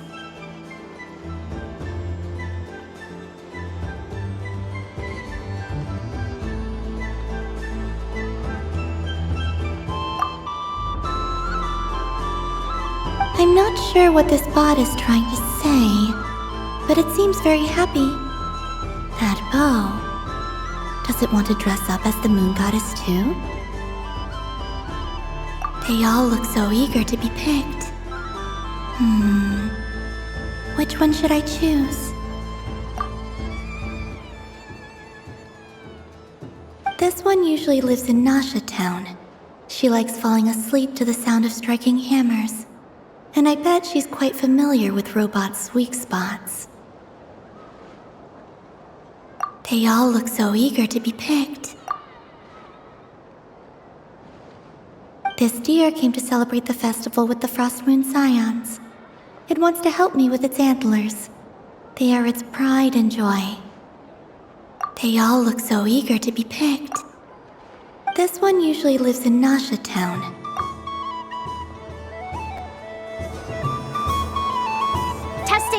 Testing! Oh, this is an emergency broadcast! An exciting battle is about to take place right here at the Nasha Town Special Arena! In this corner, we have the Moon Goddess and her robot partner. And in the other, we have the Moon Goddess and her Kuhenki partner. Only one Moon Goddess can be victorious in this ultimate battle of destiny! But who will it be? There's only one way to find out! Now, without further ado, let the Battle of the Moons begin! I don't care who we're up against. Stacko and I ain't gonna lose!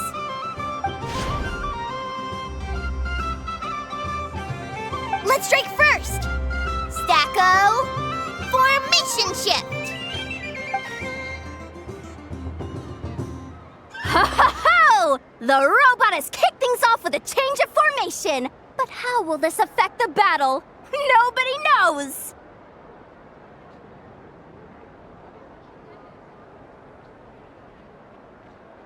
The other party chooses to attack! Let's see how their partner performs!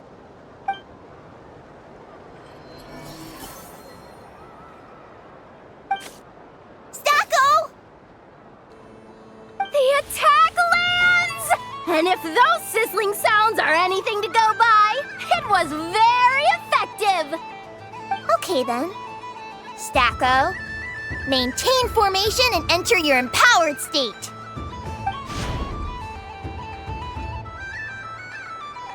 Empowered state! There we go! Now we're talking! Absorbing the immense Kuvaki present on Moon Prayer Night, this lean, mean machine has greatly increased its offensive power! Oh, they chose defense! But Stacko's about to attack with full force! Is it too little too late? The battle is heating up fast! I'm about to start sweating machine oil over here! Go for it, Stacko! Set Kuvaki to maximum! Can their opponents withstand this blow? And what will this moon goddess do? Don't be afraid. Fight however you wish. It's a moon lane! A deft use of a moon lane allows the Kuhenki to dodge the blow, and now it's spiraling around its foe in circles! 1 loop, 2 loops, the robot's screen is bugging out! It's getting dizzy! Stacko! Oh, Stacko is down for the count! Our winner is the Moon Goddess! The slightly taller one, I mean. You did your best, Stacko. I'll take you to Ainos for a checkup right away, don't you worry.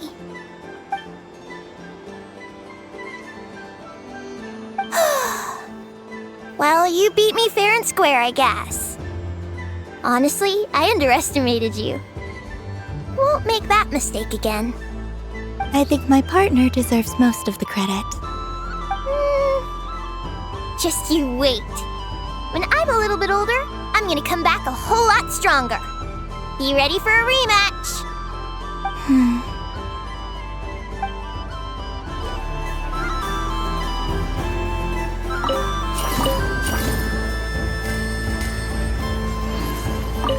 I'm gonna come back a whole lot stronger. Be ready for a rematch.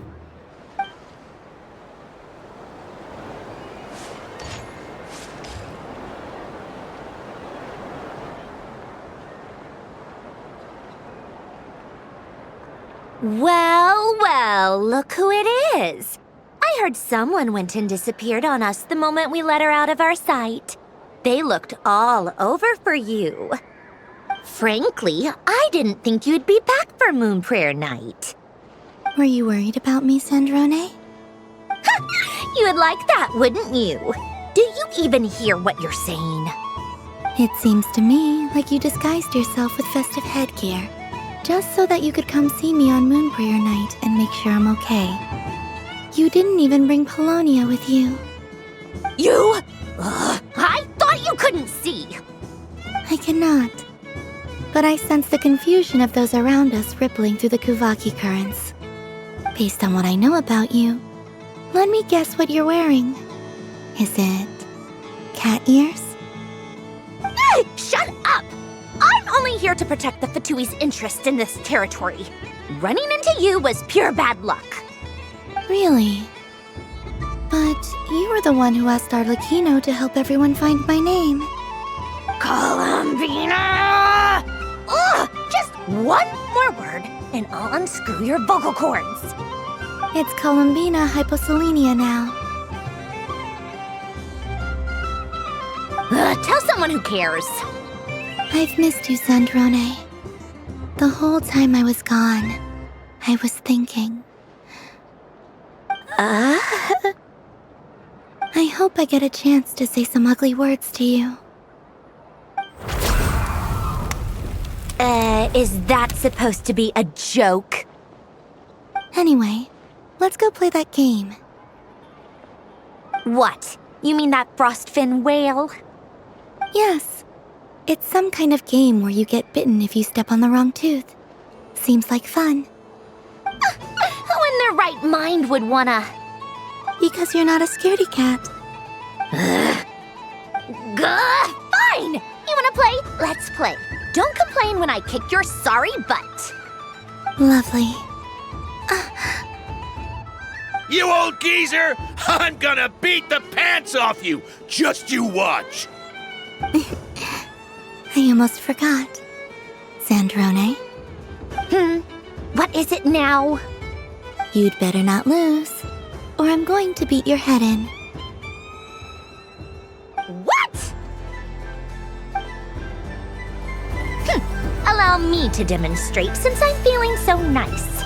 You just step on the teeth, like this.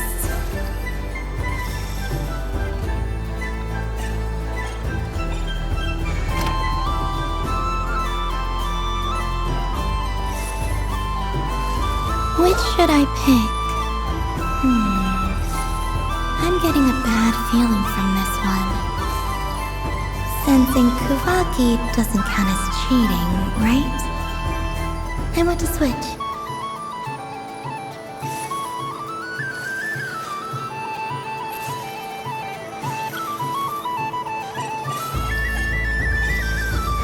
Your turn, Sandrone.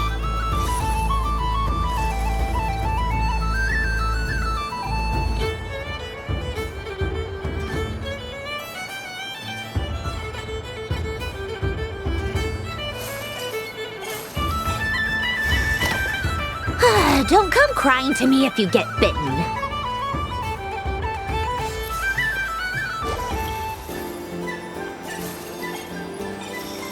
There are less and less teeth remaining.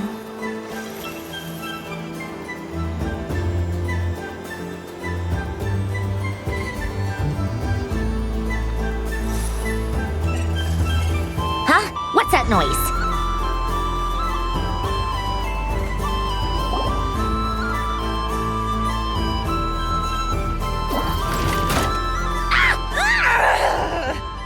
I think you might have picked a bad tooth, Sandrone.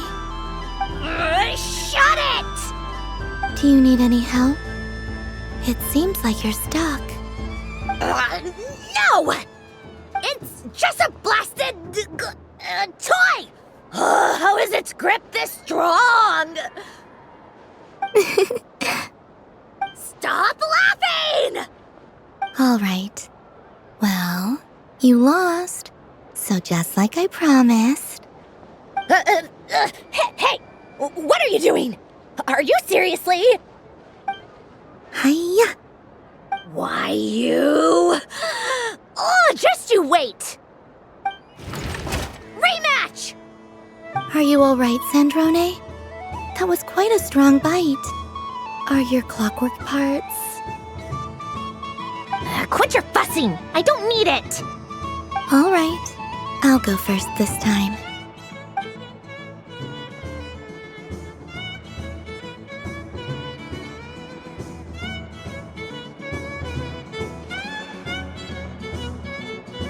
I see it now. She can sense which teeth are rigged. So I just need to avoid the same ones that she does.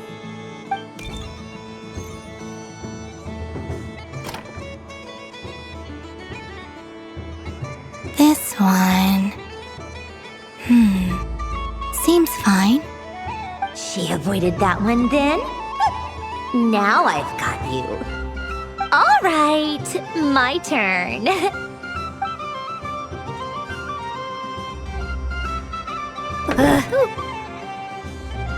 What? Looks like you lost again, Sandrone. Wait! There's more than one bad tooth! Bonk.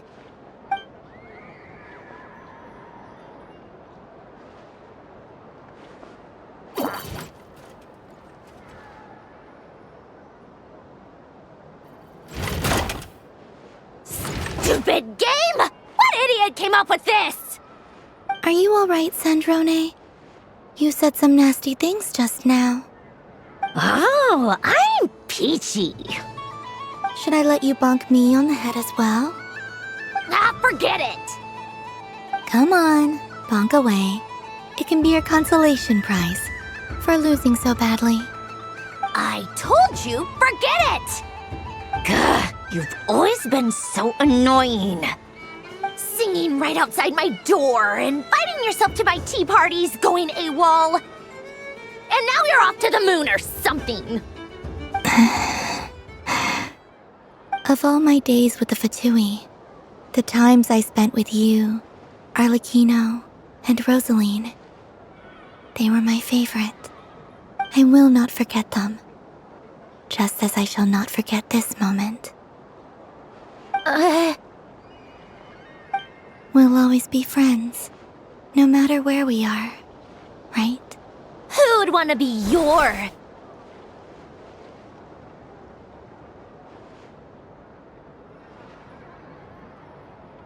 I'll miss you, Sandrone.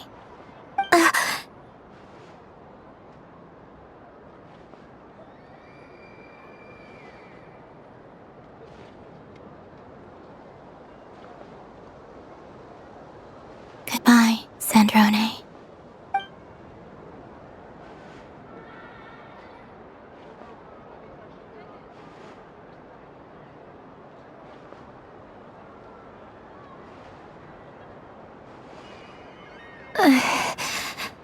I'll miss you too, Columbina.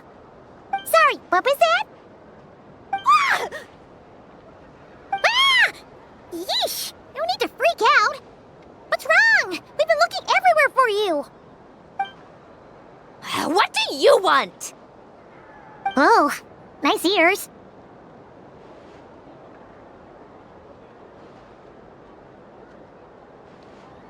What do you want? This! Huh? It's your turn to draw something. You're one of her friends too, aren't you?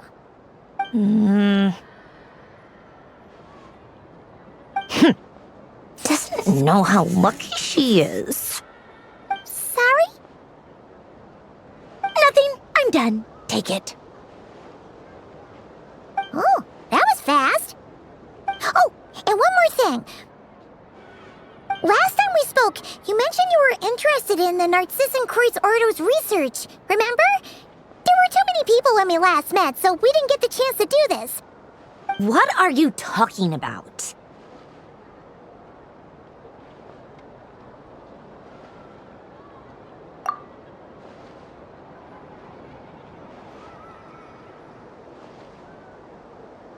This is... Oh. Alain, Renee, and Marianne. Huh. The Holy Blade. A savior's plaything. It's not about whether I approve or not. These people, they would sacrifice themselves for the sake of the world. Especially Alain Guillotin and Renee. That is something I would never choose to do. Still, I didn't know they had any pictures left from that time. If I'd have thought to bring a camera, I'd have...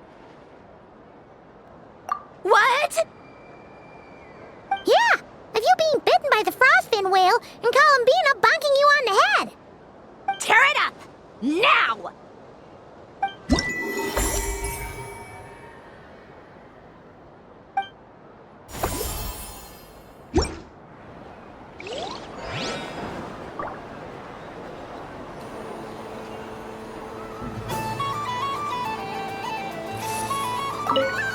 What's there to see on that moon anyway?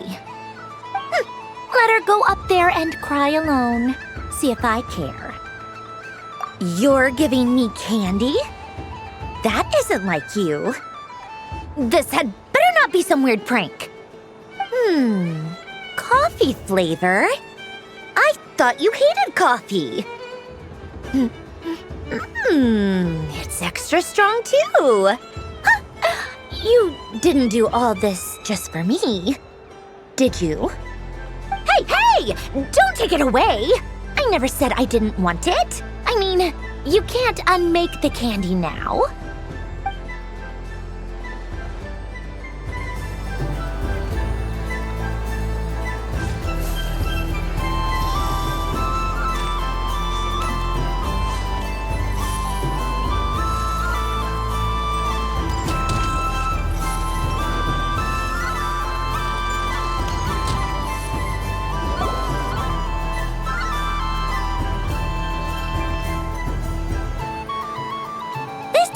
make any sense. How am I losing every single time? Wait, Inefa, you're cheating, aren't you? Yeah, that must be it. I am not cheating, I know. Uh-oh, sounds like Inefa's turning into a big baloney bot. I think it's time for some serious maintenance. Moon Goddess, help me. Miss Columbina, I know, is attempting to cheat. What the? I'm not the cheater. You're the cheater. How dare you throw it back at me?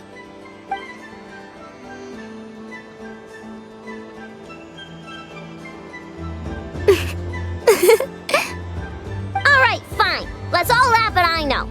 Just you wait till I get home, because I'm gonna make a game bot that can win 100% of the time.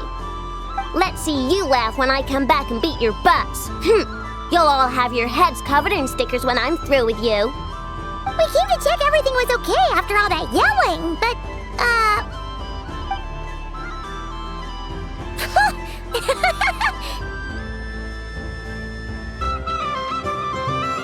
Whatever it is, it sounds like cheating is allowed. Kuhenki concentration. Each player starts with differently colored kuhenki. Each round, they draw one kuhenki from their opponent. When a player has two kuhenki of the same color, they make a pair and can be discarded. Any that can't form a pair must be kept. The round ends when a player can't form any more kuhenki pairs, and that player gets a sticker.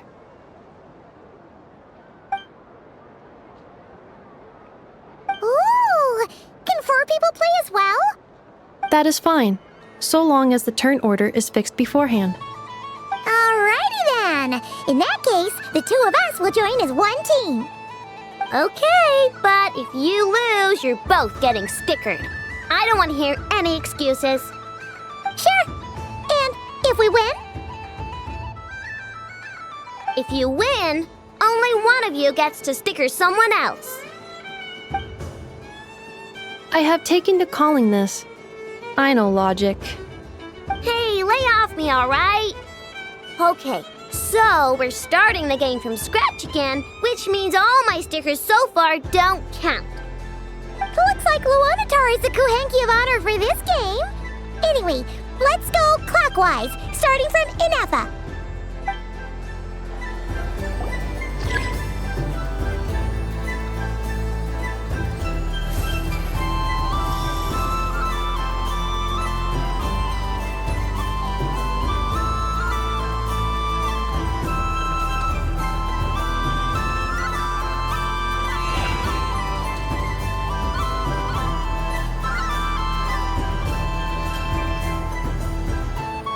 Nice! That's a pair!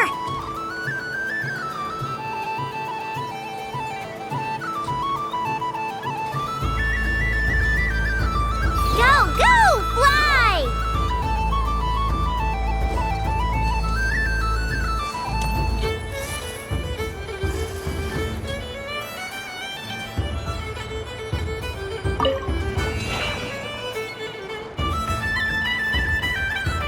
Go on.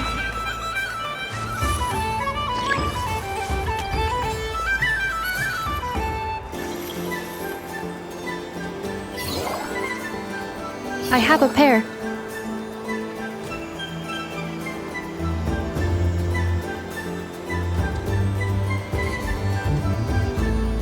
Uh-oh! We gotta pick up the pace!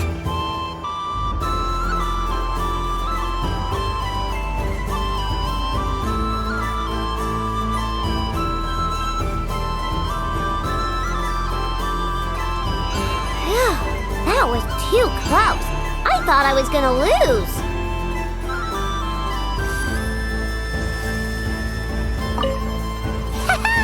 Let's see who's gonna be the unlucky one!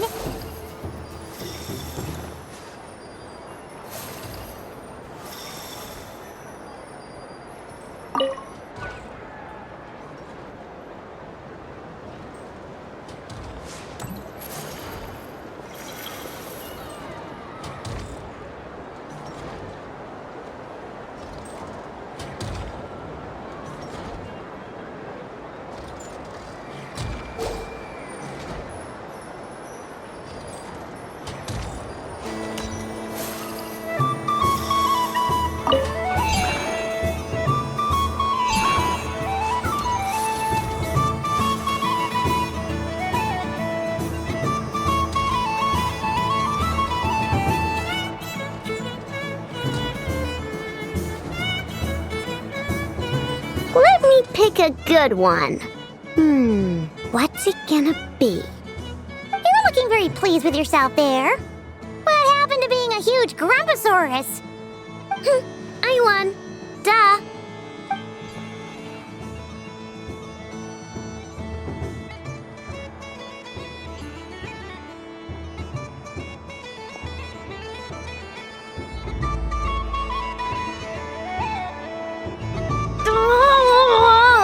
Me again? Don't fidget too much, Aino, or the sticker's going to fall off. I don't care. If it falls off, it falls off.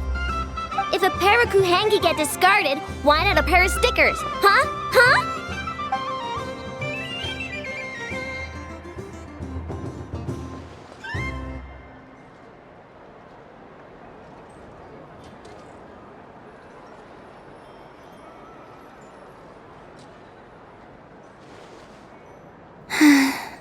I've lost. Sticker, sticker, sticker!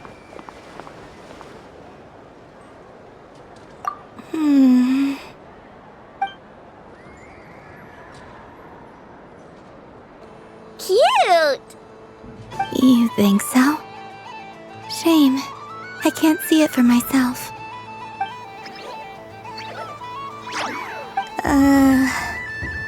What did Luanatar say?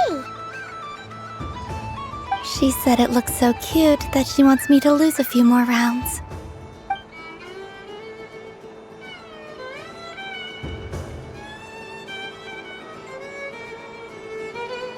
Who put these stickers on Paima's eyebrows? Ugh, she can barely see! Alright, now, I think we got enough evidence to prove that there's a serious problem here. Yes, I agree as well. The culprit is... Inefa! Culprit? What did I do? Quit acting dumb, Inefa! You're not wriggling your way out of this one. I've been watching you. Not only did you remember whose side Luanatar started at, but every time someone drew a Kuhenki, you were logging it and calculating every last possibility. Which Kuhenki pairs were gone, who had what color Kuhenki in their hand, even our facial expressions. You were keeping track of it the entire time. Exactly! What Aino said! Putting aside the fact that running calculations is not against the game rules, do you have any evidence to support your allegations? But that's not against the rules either. So she admits it. She certainly does. Alright, everyone grab a sticker. It's time to get Inefa back. But... Take that!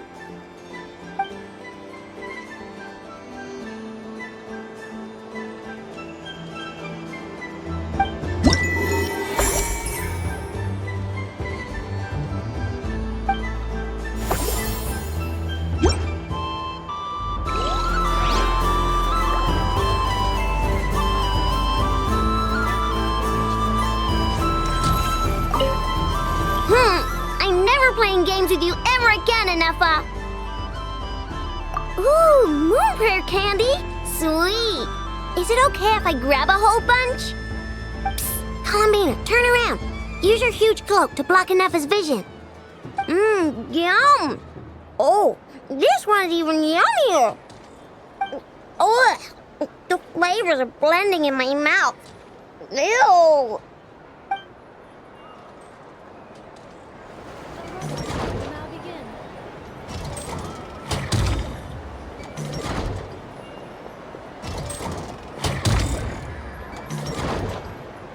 Please welcome to the stage. Cool your jet stuff. Combining precision engineering with water-cooled technology, this high-performance sprinkler fires powerful, controlled balls of water for up to 14 seconds at a time.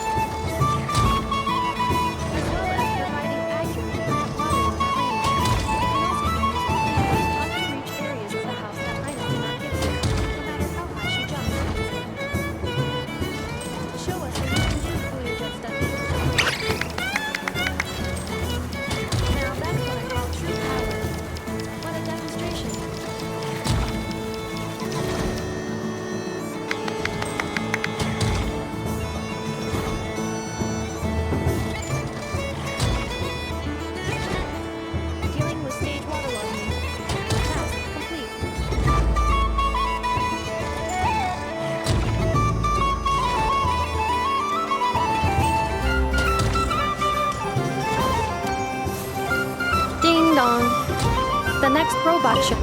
Aino is throwing a tantrum again. I believe it will take 3 crumb-kakes to constitute a suitable peace offering. Scanning candy composition and ingredient ratios. Selection confirmed. I would like the crumb-kake flavor. Flavor profile simulates real crumb-kakes with 27% accuracy. This is a non-viable substitute for Aino's afternoon snack. One moment, please. Done. Please sample this freshly baked crumb-kake, Miss Columbina.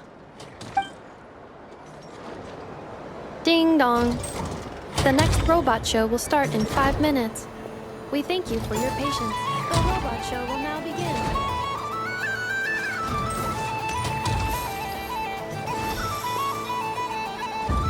Next up, we have Knuckle Duckle. This armed domestic robot utilizes multi-sensor fusion technology to provide 24-hour security and environmental parameter monitoring. Duster mode redefines the meaning of dusting, providing our companions with a holistic, thorough, and effective cleaning service for the long term. Take it away, Knuckle Duckle.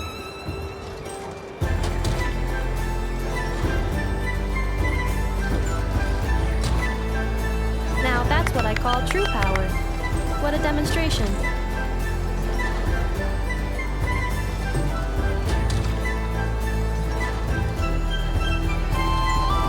Varying stage of Kubaki stamping now. Task complete.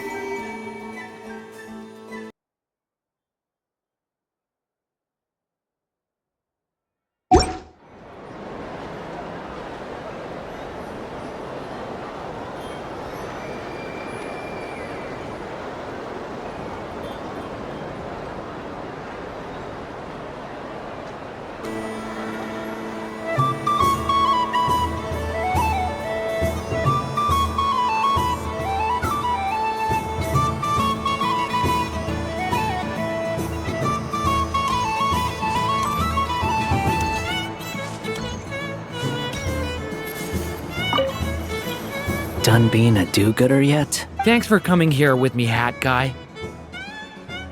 Are there any games you'd like to play? It's your turn to pick. I'll come with you. Why does that hamster think you've grown up? You haven't changed at all. I know you don't mean that. You're just taking the opportunity to make fun of me, aren't you? Even if you won't admit that taking some time to compose yourself is important, I can see that you're doing it in practice. Otherwise, you'd have taken off your hat and flown away by now. Looks like Albedo's socialization program has been far more useful to you than all those Vahumana textbooks.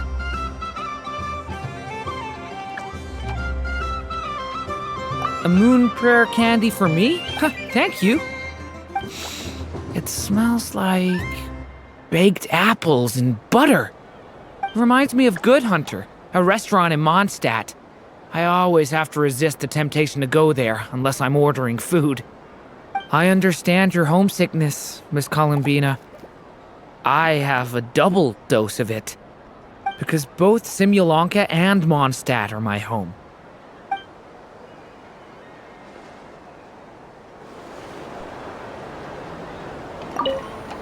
Done being a Thanks for coming here. Are there any... Why does that I know you don't... Even if you won't admit... Otherwise, you...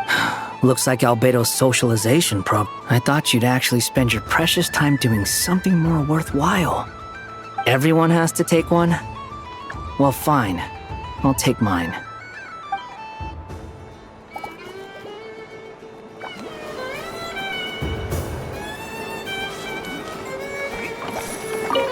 With all the prizes, so the next time, and remember, run out. Oh, a gift for me? Lord Sangama Bay really is going up in the world. Wow, candy from the moon goddess herself. If I back this up, no, what am I saying? Box this up in exquisite gift boxes? Yes, I can make a fortune. Maybe I don't even need to go to all that trouble. Any old boxes will do.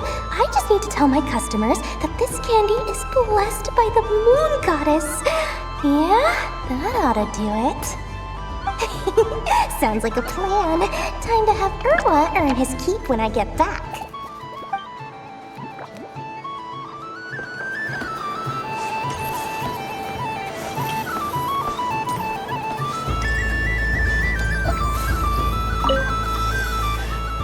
Huh? Albedo? This sketch is for... Oh, The North Wind left in the lurch. Thank you.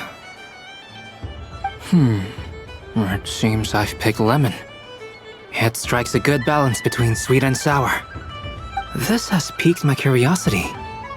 What if we were to add citrus and other spices, then enhance the flavor via caramelization?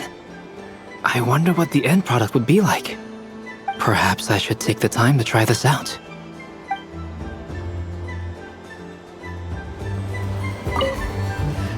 Huh?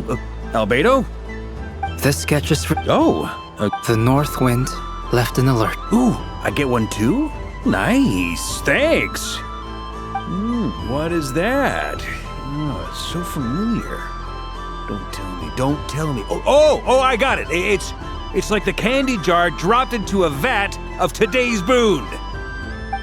Seems I'm a proud recipient of today's Feast of the Moon, huh?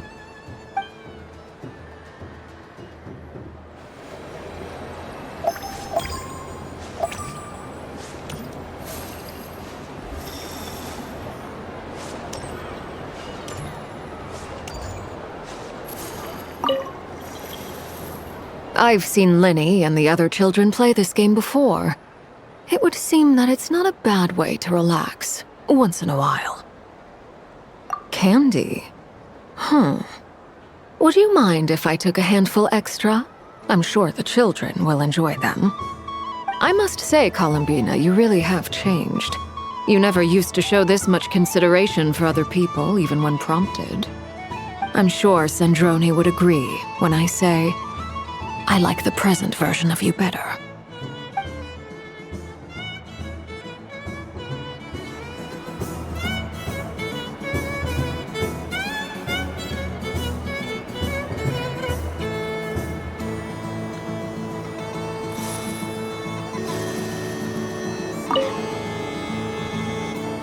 Welcome home, Moon Goddess. Would you like to try on some animal-themed headwear? I always hear Llama saying how heavy her antlers are. I wonder how it feels. Let me give it a try. Oh my! It really suits you. It's a little itchy, and it's hard to turn my head. Should I keep wearing it? How does this look?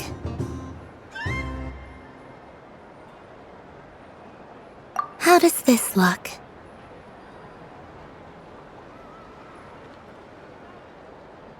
All right. Feel free to come back if you change your mind.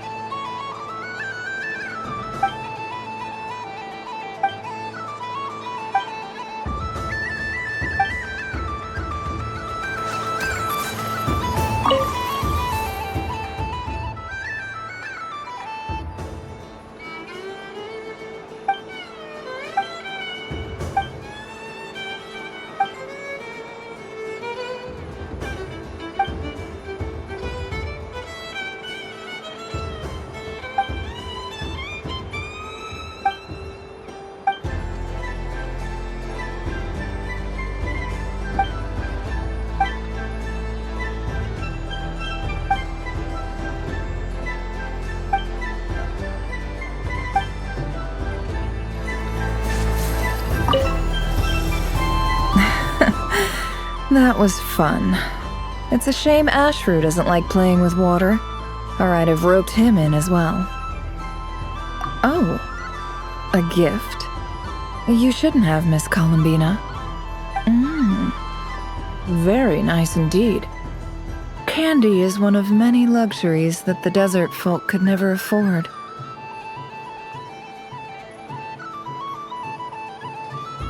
How I yearned for candy when I could not have it.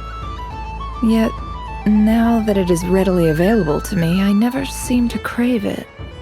May your moon prayer night be one free from regrets.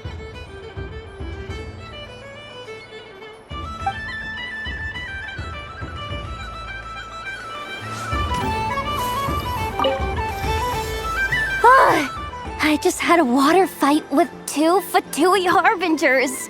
Pretty scary, but also surprisingly fun.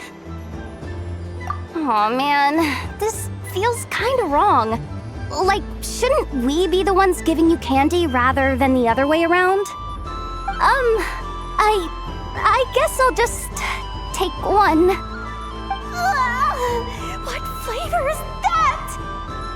It tastes like getting a mouthful of muddy grass. After being rear-ended by a blunt-horn rhino, then face-planting the ground. I'll never get this taste out of my mouth. It's delicious.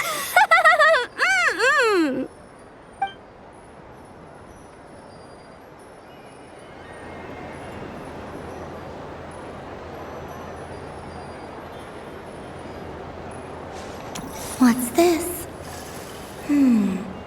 Should I give it a try?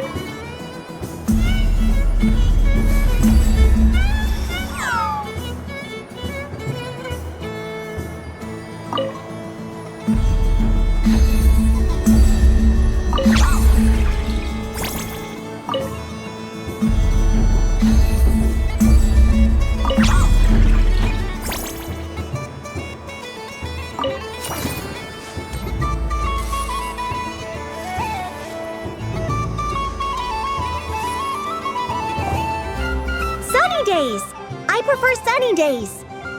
Well, you are as warm as the sun itself, Moon Goddess. Very well. I believe your spirit animal has to be this most adorable chic badger. Wow! Thank you, Mr. Talking Magic Lamp. Have a very happy festival, Moon Goddess. Lance? That's you, isn't it? Shh. It's our little secret, my dear traveler in Paimon. Okay, sure, but why are you here selling sugar sculptures? Everyone celebrates in their own way. After gazing into the abyss and spending time around gravestones all year, what better way to relax than to see sunny smiles on the faces of the living?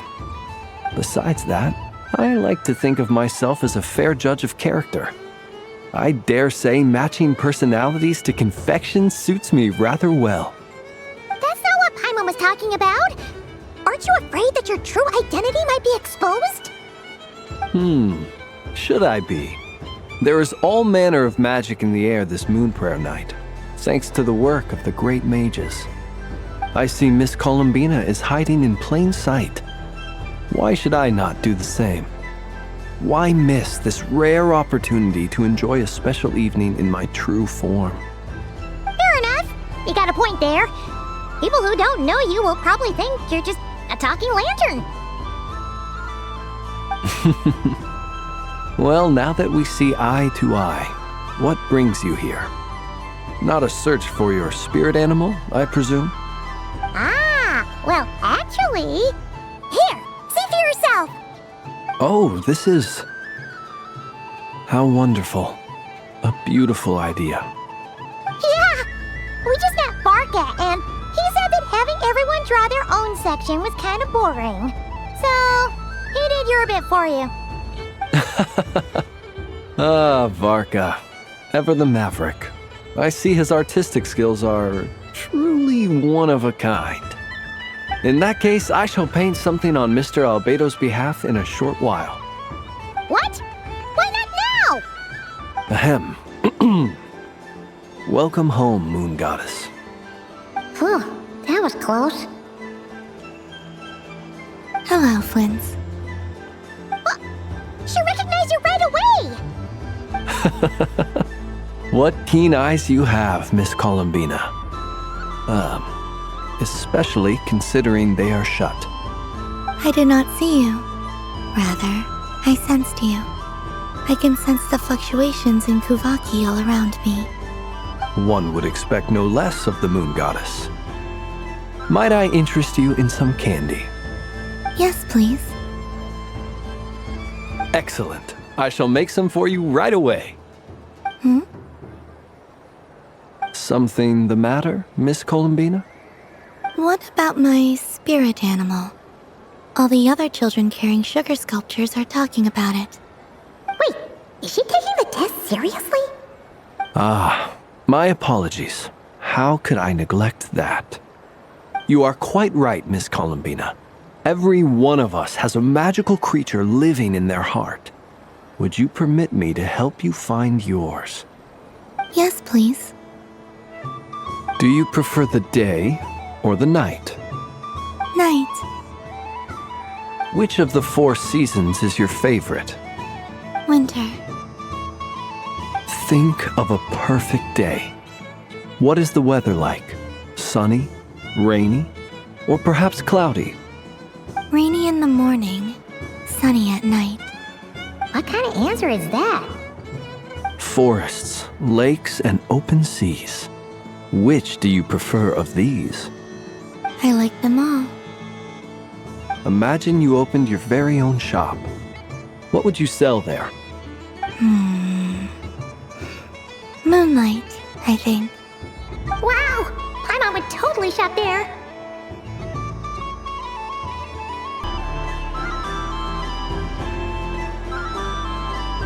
It wouldn't cost anything. You'd just need to visit. Aha! I believe I know what your spirit animal is. Here, for you. Oh, it's a Kohenki! Indeed.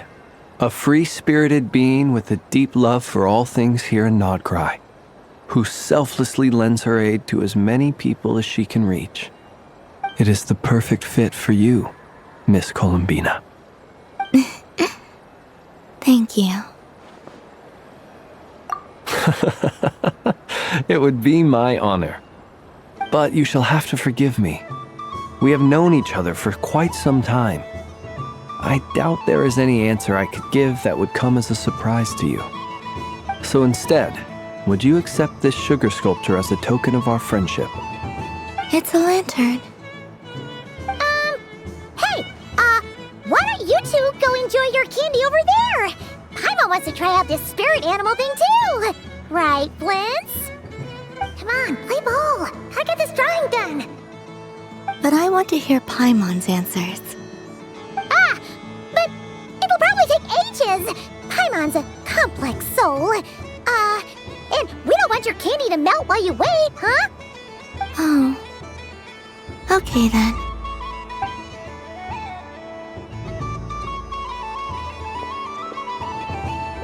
Phew! Nice excuse, Lady Paimon. That was some quick thinking. Yeah, no thanks to you. Although, help next time.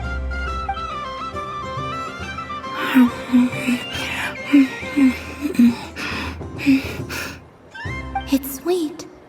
Is that laccaberry? I wonder what flavor the traveler got. This way, this way! It's the candy-selling lantern! I'm coming! Of course. Traveler, maybe we can share? Yes. I found out recently that people share their food sometimes, so I'd like to try it. Or is that a no? Thank you.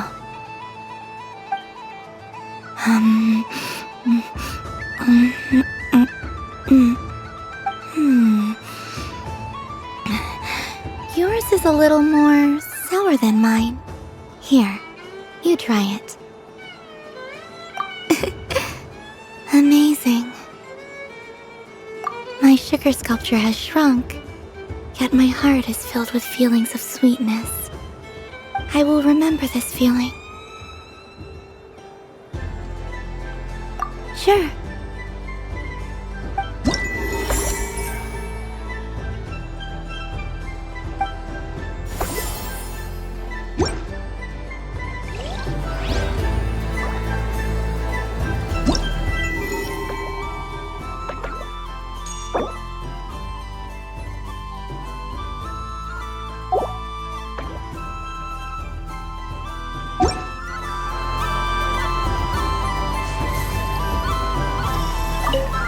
Something about festive lighting always has a way of putting the warmest smiles on people's faces. This is most thoughtful of you, Miss Columbina. Kindness exudes from your heart like benevolent moonlight. Forgive me, but I shall have to enjoy this gift a little later.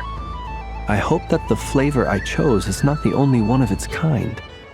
If others were denied the chance to sample such kindness as you have shown to me, it would be a great pity indeed.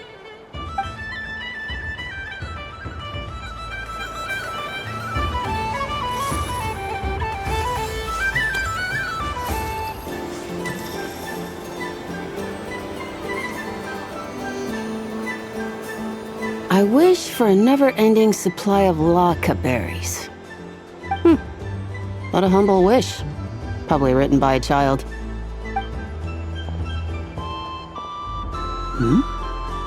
Is that Lauma the Moon Chanter?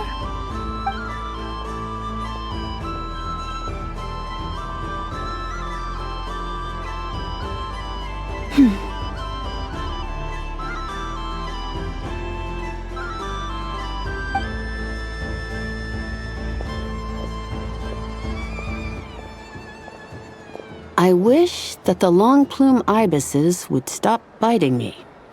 Oh dear, poor Lauma. All right, I'll write that one down for you. I got it.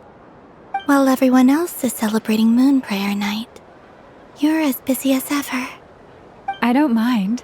It's rewarding work. A good kind of busy. My antlers are at their heaviest tonight, and the Kuvaki waves are especially strong. But as I help these dear friends hang their wishes up, I feel a great peace within myself that is hard to describe. You see, they are all such beautiful wishes, and they are ones that we can fulfill by our own strength. Do you blame me, Llama? I want to hear your honest answer. It is by the help of so many people that I can return to the moon. But I feel as though I've hardly done anything in return. You've done plenty, Columbina. I say this in earnest, both as someone who knows your history, and also as a friend who has seen what you've been through. What about as a moon chanter? I feel proud to honor our moon goddess's wish. And I'm sure any moon chanter in history would have felt the same way. Thank you for your kind words, Llama. But... Since you asked for my honesty, I won't lie to you. My feelings are mixed right now. Besides pride, I also feel... I suppose it's... a reluctance to let go. Once you return to the moon, we will be far apart and separated by a false sky. I'm sure those of us left behind will gaze up at that sky, yearning for the moon once in a while, just as you used to do. I will miss you, Lauma. I will miss you all. I hope to stay in touch. I will try and find some way to send messages down from the moon. Perhaps you could use Kuvaki. I've heard Yehoda say that signals can be sent using long and short waves, or strong and weak lights. That sounds a little complicated. What if we forget what the signals mean? We could prepare a codebook beforehand, but... You're right. It wouldn't really suit you. Still, whatever happens, I believe that you will find your own unique way of communicating with us. And now that I think about that, my heart feels lighter. Because you trust in me? Yes. I have faith in you, and in the power of truth. In my experience, the truth tends to be difficult, but that's what makes it stand out from what is false. So I'm confident that your thoughts and your love will shine through the curtain of lies. We will know it when we see it. Thank you. Now, could you help me hang up my wish? Is this? I wish that all who dwell in this moonlit world can find a place to belong. And I wish that I shall one day see my friends again. It's 2 wishes. I hope that's not too greedy of me. Not at all. And I think you speak for us all with the second one.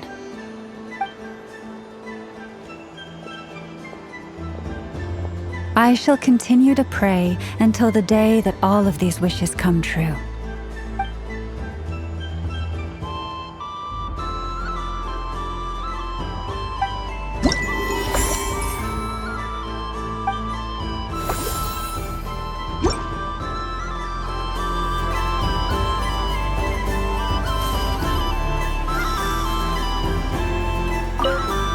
Yes. May everyone's wishes come true. Why, thank you. Don't mind if I do. Oh, my. It's so sweet. I'm so accustomed to plain, simple meals that this sweet treat is quite a shock to the senses. But I savor this moment in its entirety because it tastes like true friendship.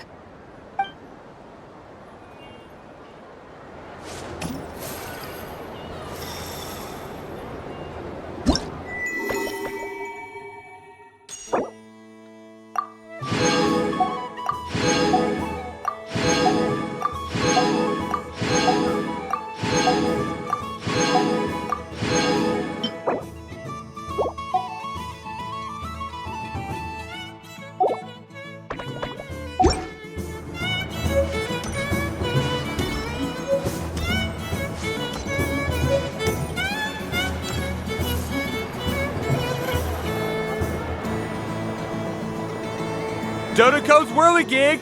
Come check out Dodoco's Whirligig! Ah, welcome home, Moon Goddess. Might I ask what this is? Ah, it's a very special amusement sponsored by the Great Mage herself. Ride on a soft and furry Dodoco and embark on an unforgettable adventure. I say that, but I'm just following a script here. Who is this mage, anyway? And what the heck is a Dodoco? I'd like to ride. No problem. But, are you by yourself? Is that not okay? Oh, no, it's fine. It's just that each Dodoco can accommodate 2 passengers. Would you like to bring a friend along? My friends... That should do it. Now, we just need to get everyone else to draw something on it, too. But we gotta keep it a secret from Columbina. Traveler.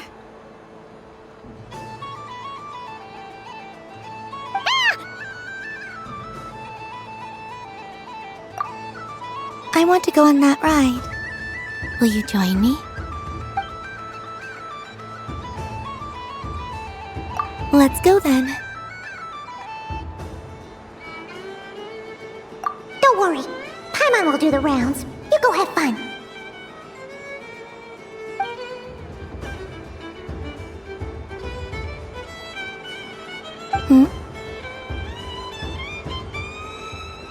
All right. I think we have to wait in line over there. Please take your seats. For safety reasons, you mustn't try to leave the ride before it comes to a complete stop. All right, you're all set. I wish you both a wonderful journey.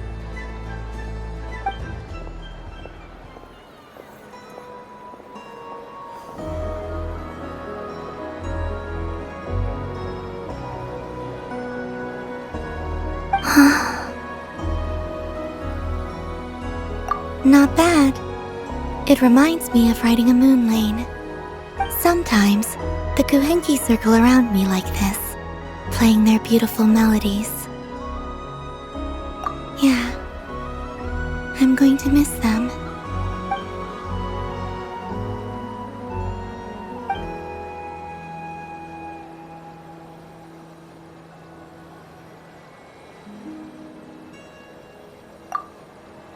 It does. I've felt scared in the past, too. But this is a little different. You know something? I got to see a lot of fascinating things during my disappearance. I saw how the Frost Moon Scions act around their families. So different than how they used to act in my presence. And I also saw how they interact with their friends. It made me curious at first. Why do people act so sincere when they're worshipping gods, but save their truest, warmest feelings for each other? Slowly, I came to realize that it's because they trust one another. They know, deep down, that they'll be accepted for who they are. All of it. The good and the bad. I know. I knew it the moment you started calling out my name. What I fear now is the end. I fear losing all this the very night I have gained it.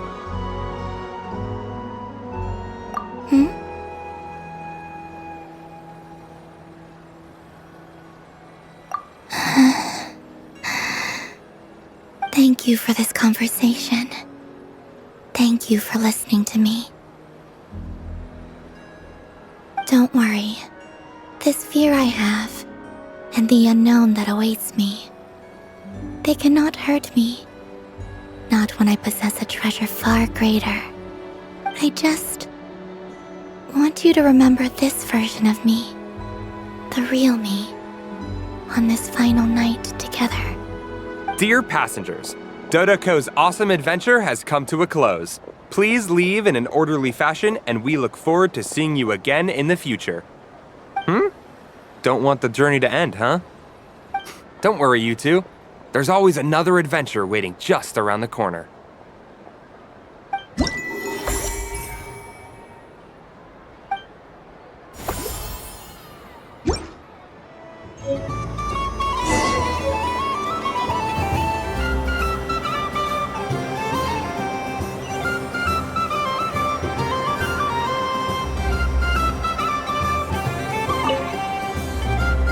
Dodoko's Whirligig. Come ride on a soft and furry Dodoko and embark on an unforgettable adventure.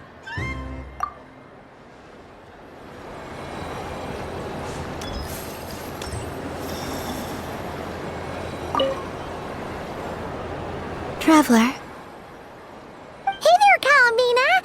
Are you done checking out the festive amusements already? Are you sure you don't want to look around some more? You might not get another opportunity like this for a while. Right now, what I'd like to do is...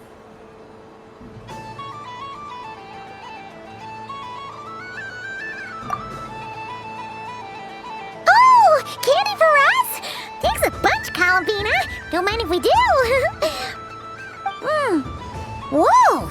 This one's intense. But it's so tasty. What about you, Traveler? How does yours taste? Oh, sounds good. Paimon's drooling now.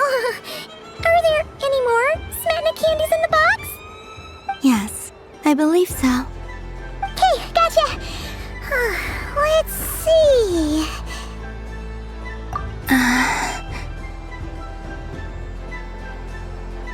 Sure. This one, and yep, this one looks right too. Okay, that's 3. Here we go. 1 per person. It's so sweet.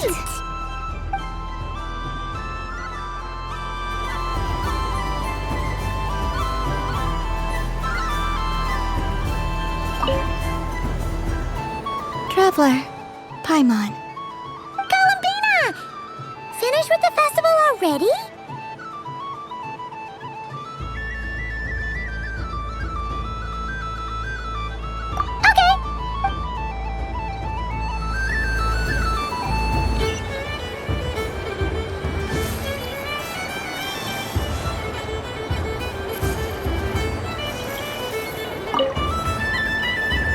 Traveler. Columbina!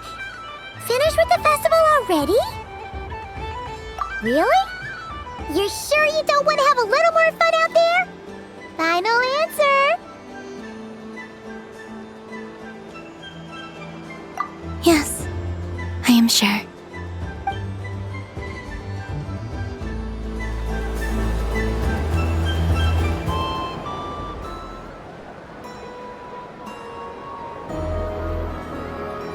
This was the most fun I've ever had on a moon prayer night.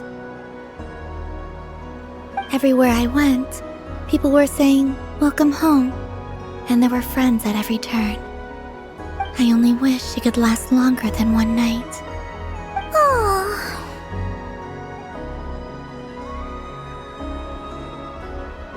Yes, you're right. The moon prayer blossoms. Ooh, look! Look! Moon prayer night has come.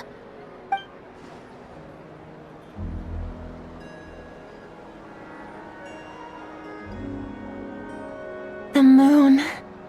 It's so beautiful. Happy Moon Prayer Night, dear. Happy Moon Prayer Night!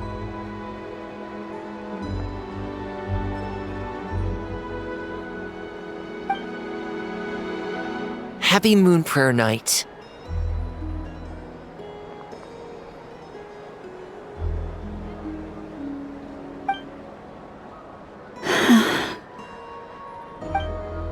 Aww. Huh.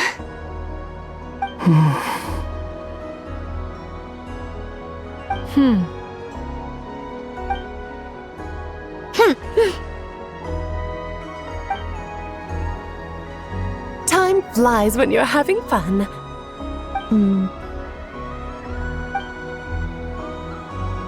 Oh. Looks like the time has come. Columbina. You're heading off then? Yes, to the ruins you mentioned, and from there, back home to the moon. Wait! I know? At least... Take one of our craft shop's crumb cookies up to the moon with you. You know, for a snack. Sure, why not? The Curatorium of Secrets believes in proper farewells. No story should be left without a satisfactory endnote. Never. Farewells are an important affair for the Ratniki, too. We never know when we might meet again. Haha! And here I thought grand farewells wouldn't suit tonight's mood. But I suppose friendly passion is not to be stopped, eh?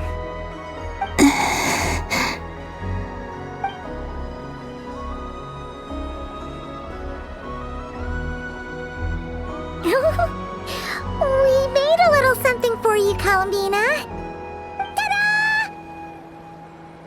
What is it? A Moon Prayer Night greeting card with drawings by all of your friends. You did mention that you'd like a portrait done, so I took the liberty of creating one for you. I, meanwhile, did the portrait of Mr. Albedo, and Mr. Varka did the same for me. I mean, I think my work was pretty true to life, don't you think? The picture of Ashru was my doing. The two of you seem to get along rather well. Wait, was I the only one who did a full body picture? That's so embarrassing. I did pictures of me and Anefa. I did my own portrait and one for Hat Guy. Plus, there's the two mages, Arlecchino and Sandrone.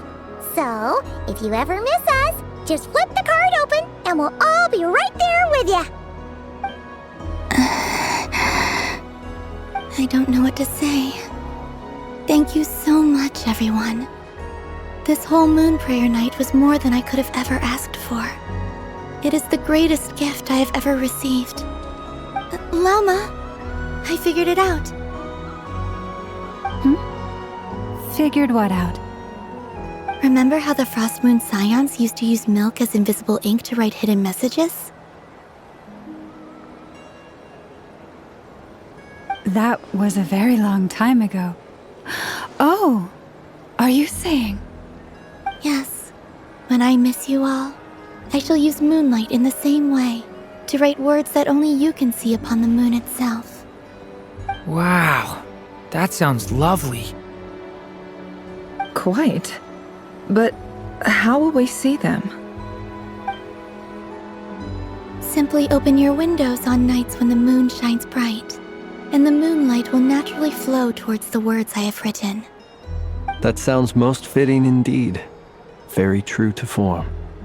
I'll try to write them in places that won't disturb your sleep. I, for one, would sleep all the better for having read one of your messages before settling down for the night. Exactly. So don't worry about disturbing anyone's sleep. Just promise you'll write to let us know you're okay, alright? All right. I promise.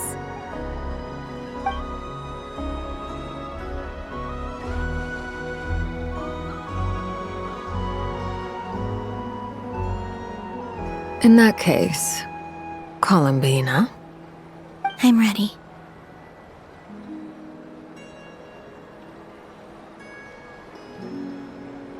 Very well. Let's go.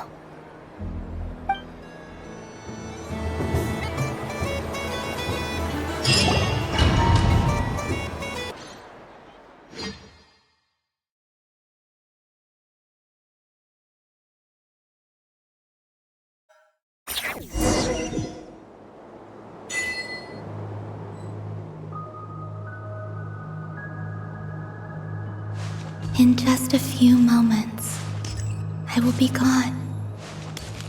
I still don't know what to expect on the moon.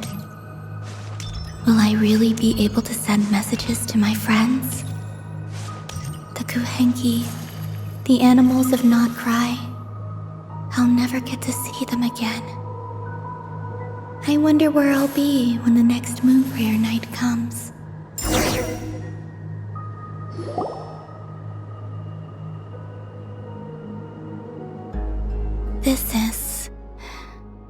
This is where the people of Hyperborea used to communicate with the moons.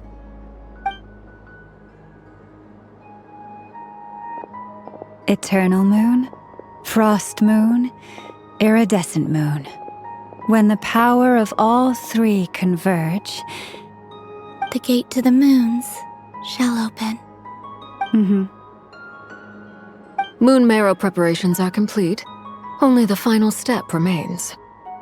I'm sure Nasha Town is livelier than ever at this moment. couldn't be there for it, but it's now or never, right? It's fine. I'm more than happy with this. My last piece of luggage. My only piece of luggage.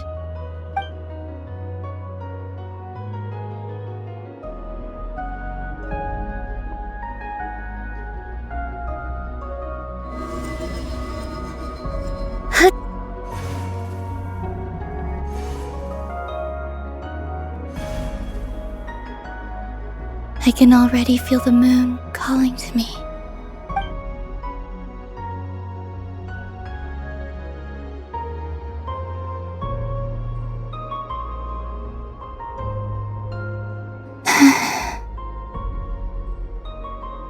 Your home lies on the far side of this light, Columbina. From now on, we will at last have a reason to pray to the true moon. Columbina. Yes? I'm listening. Be sure to come back and see us when you get the chance.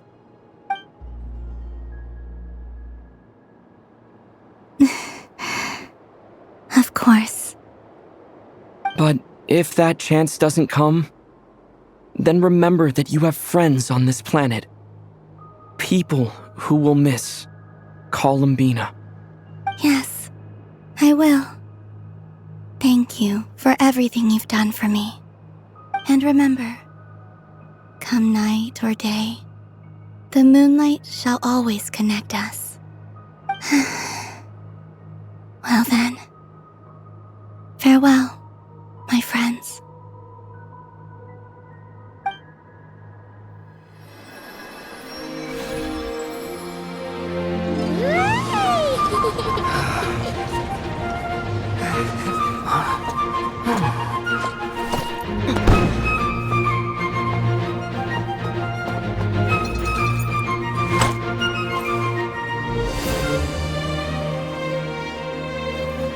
Thank you. This was my happiest night in Teyvat.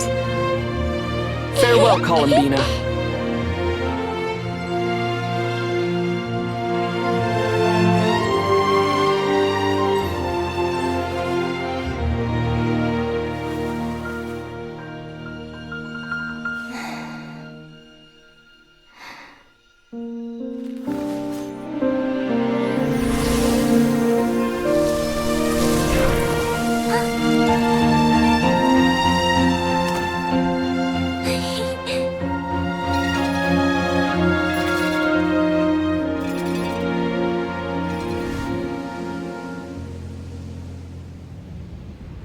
The moon really is closer than ever tonight.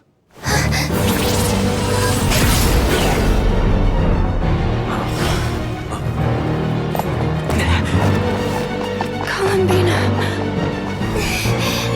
All 3 moons in one place. Time for one final experiment. Reason, life, death, time and space. They all believed I would fail.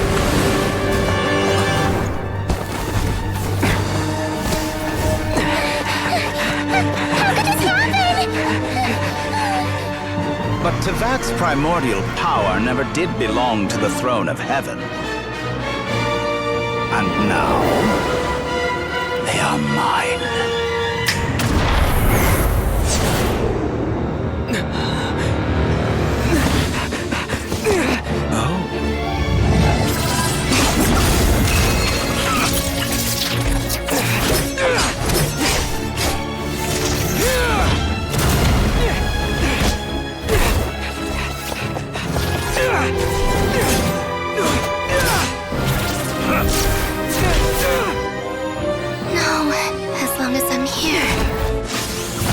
Is free to wield the 3 moons' power.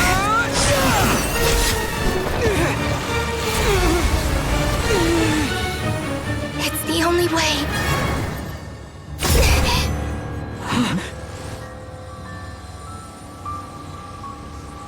I guess I won't be going home today. Columbina! No!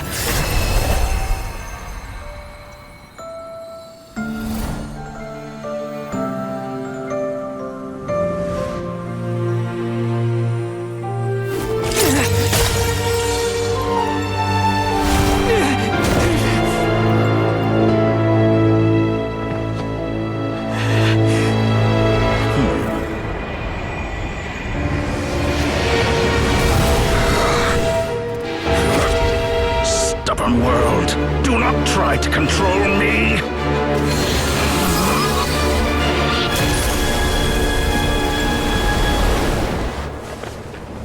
Columbina.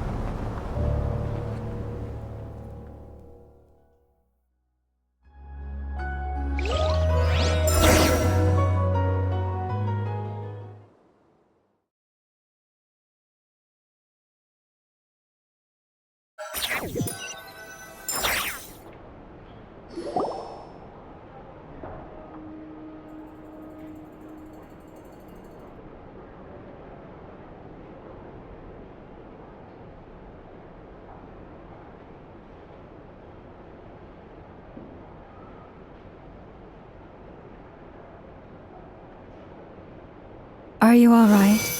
Do your wounds still hurt? I had someone prepare a little medicine that could prove effective. Take it if you need to. In that case, let me relate the contents of the call we made to Alice after the incident occurred. That Dottore is a crafty one. He distracted the Hexenzirkel by creating a huge fuss at Tevat's borders. I'd assumed that the cause was an abyssal intrusion from the outside world, which in fairness is a rather common occurrence. But after learning that you managed to influence the phantoms in Nodcry, I realized that perhaps this interference could have come from within Tevat instead. But we weren't able to change their fates. True, you couldn't change how their stories ended, but you did build some variables around yourself. Variables? Yes, things you heard that you could not otherwise have learned, ideas that would otherwise have never crossed your mind. All these things are variables. Of course, most variables usually pale into insignificance with the myriad of possibilities floating around. But the moment you start treating them as building blocks and intentionally stacking them, that changes things. That's what Dottore did, and it's how he created the necessary conditions so that when you activated the portal tonight, it played right into his plan. However, we have no way of knowing exactly what he did. Yeah, we also need to ascertain Columbina's status. And that about sums it up. As I suspected, Dottore has disappeared completely. If it's any consolation, he wasn't able to control Columbina as he might have wished to. Oh no!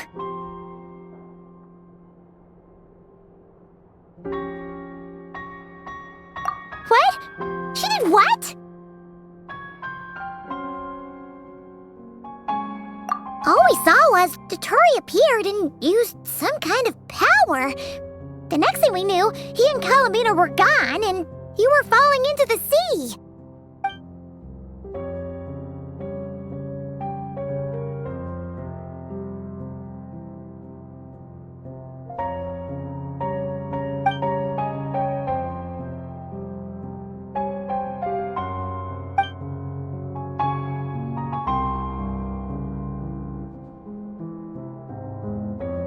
So, Columbina intentionally opened the Moongate and escaped into the same mysterious world as Rerir and Thalindis. Sounds like bad news.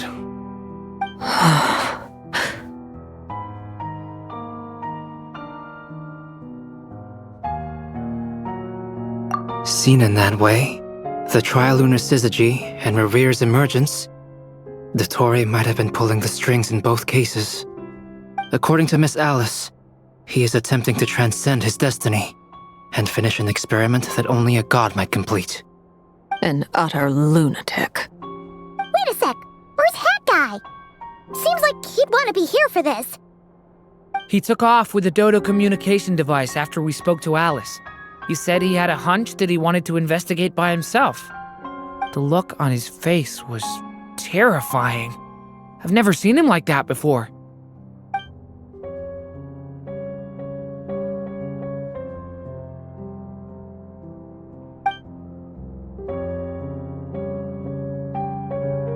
I'm back. Hat Guy!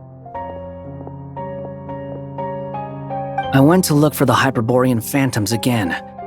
I think I've gotten to the bottom of it. I got them to talk to Nicole on the other end of the communications line. Turns out, the history they describe is different from how Nicole remembers it. Really? But how? Surely Nicole can't have been wrong. Because the phantoms are the ones who are deceived. They speak of a savior who appeared in their history. One who never should have existed. This savior promised to create a new moon within the false sky, and even bring back their moon goddesses. Foolishly, they believed in him, and told him everything he wanted to know about the moons. It's obvious that this was Dottoro's doing. Now you mention it, the first time we entered the Hyperborean ruins, we heard the phantoms discussing their history, and I remember Nicole commenting that something sounded a little strange. But Dottori shouldn't have been able to get in there in the first place. He didn't. Nicole said that this was an anomalous state triggered by disruptions in the causal connections between phantoms from the same era. The variables that Dottori put in place were substantial enough that they even affected phantoms that he never met. So it's not that their memories were unclear. They'd been tampered with. That's exactly the possibility Dottori was trying to manufacture. He turned these variables into knowledge and engineered the situation so all that knowledge would fall into his hands. Then, he harnessed that knowledge on Moon Prayer Night to truly create a false moon. How is that even possible? To be precise, he exploited a weakness in the way the spell works. The spell senses Kuvaki to detect the moon's location. So, as long as the false moon more strongly resembled a moon than the frost moon beyond the skies, the gate would teleport Columbina to the false moon's location. In other words, to Dottoro's side. Once he had her under control, the teleportation spell remained active, and he manipulated her power to seize both moon marrows. At that moment, the moon marrows disappeared right before our eyes. It was already too late, even as we were leaving the ruins. By then, Dottore had already amassed the power of all 3 moons. So, where does that leave us? What do we do now? I'd certainly like to know what Her Majesty thinks, now that the concerns I expressed to her have come to pass. But we cannot simply sit and wait for her to decide the matter. And in any case, it is not the Fatui Harbinger Damselette who sees us as her friends, but rather Columbina Hyposelenia. If, even in such extreme circumstances, Her Majesty will not lift the prohibition on Harbingers drawing steel against one another, then I will do as my heart demands. I will fight as Peruware instead. Oh, Arlecchino! Time is short, so I'll make the first move.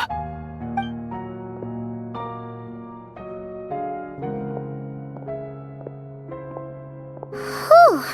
Even Arlecchino seems to be losing her cool now.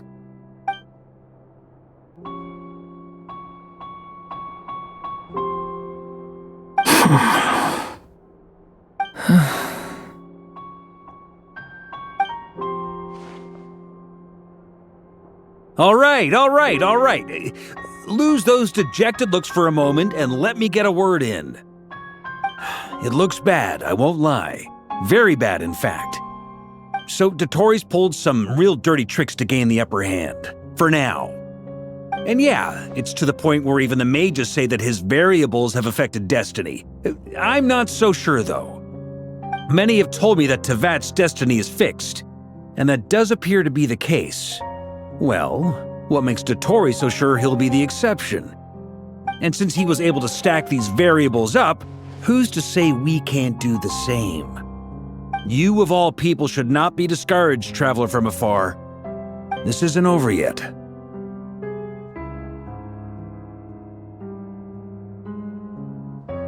And you're not alone in that. Everyone here does, whether they've spoken thus far or not.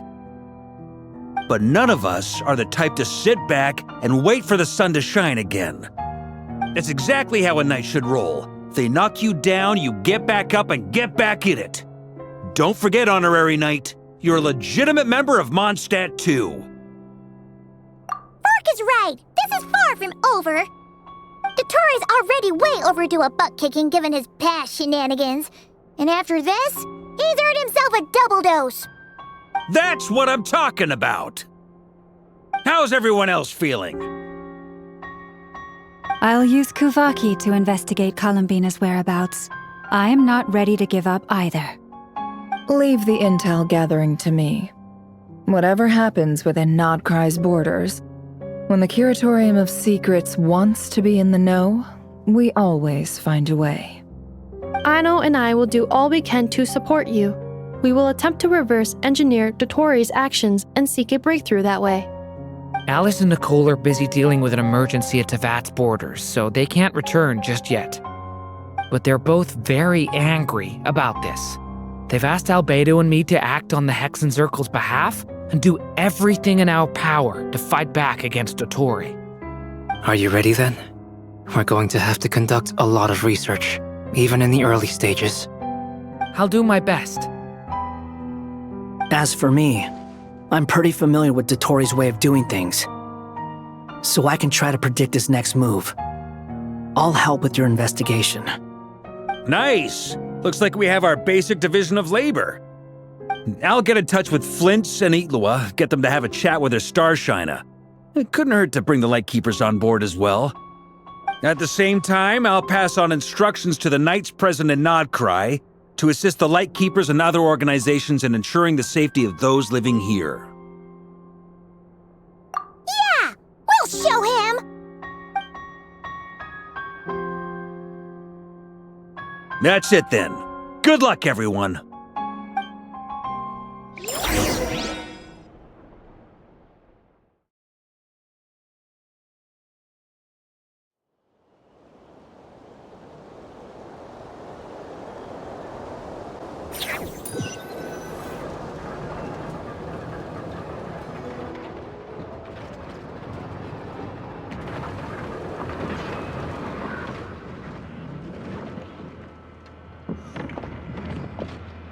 I never thought that Columbina would become my real name. It went from being a Fatui code name to something my friends call me. And remember, come night or day, the moonlight shall always connect us.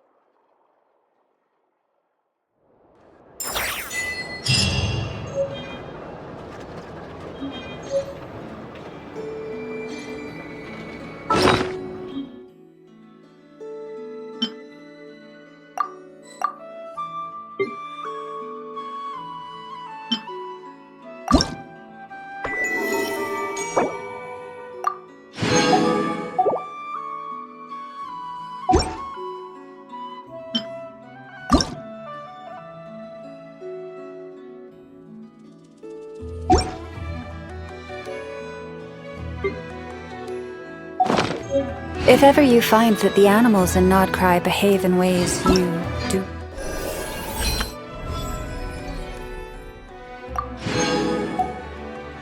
not understand, just ask me and I...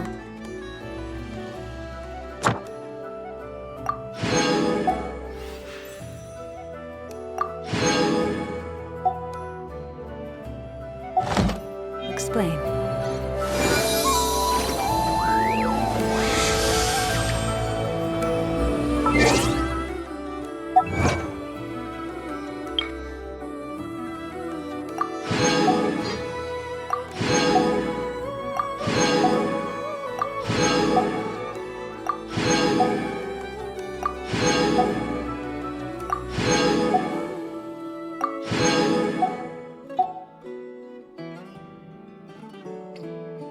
Huh?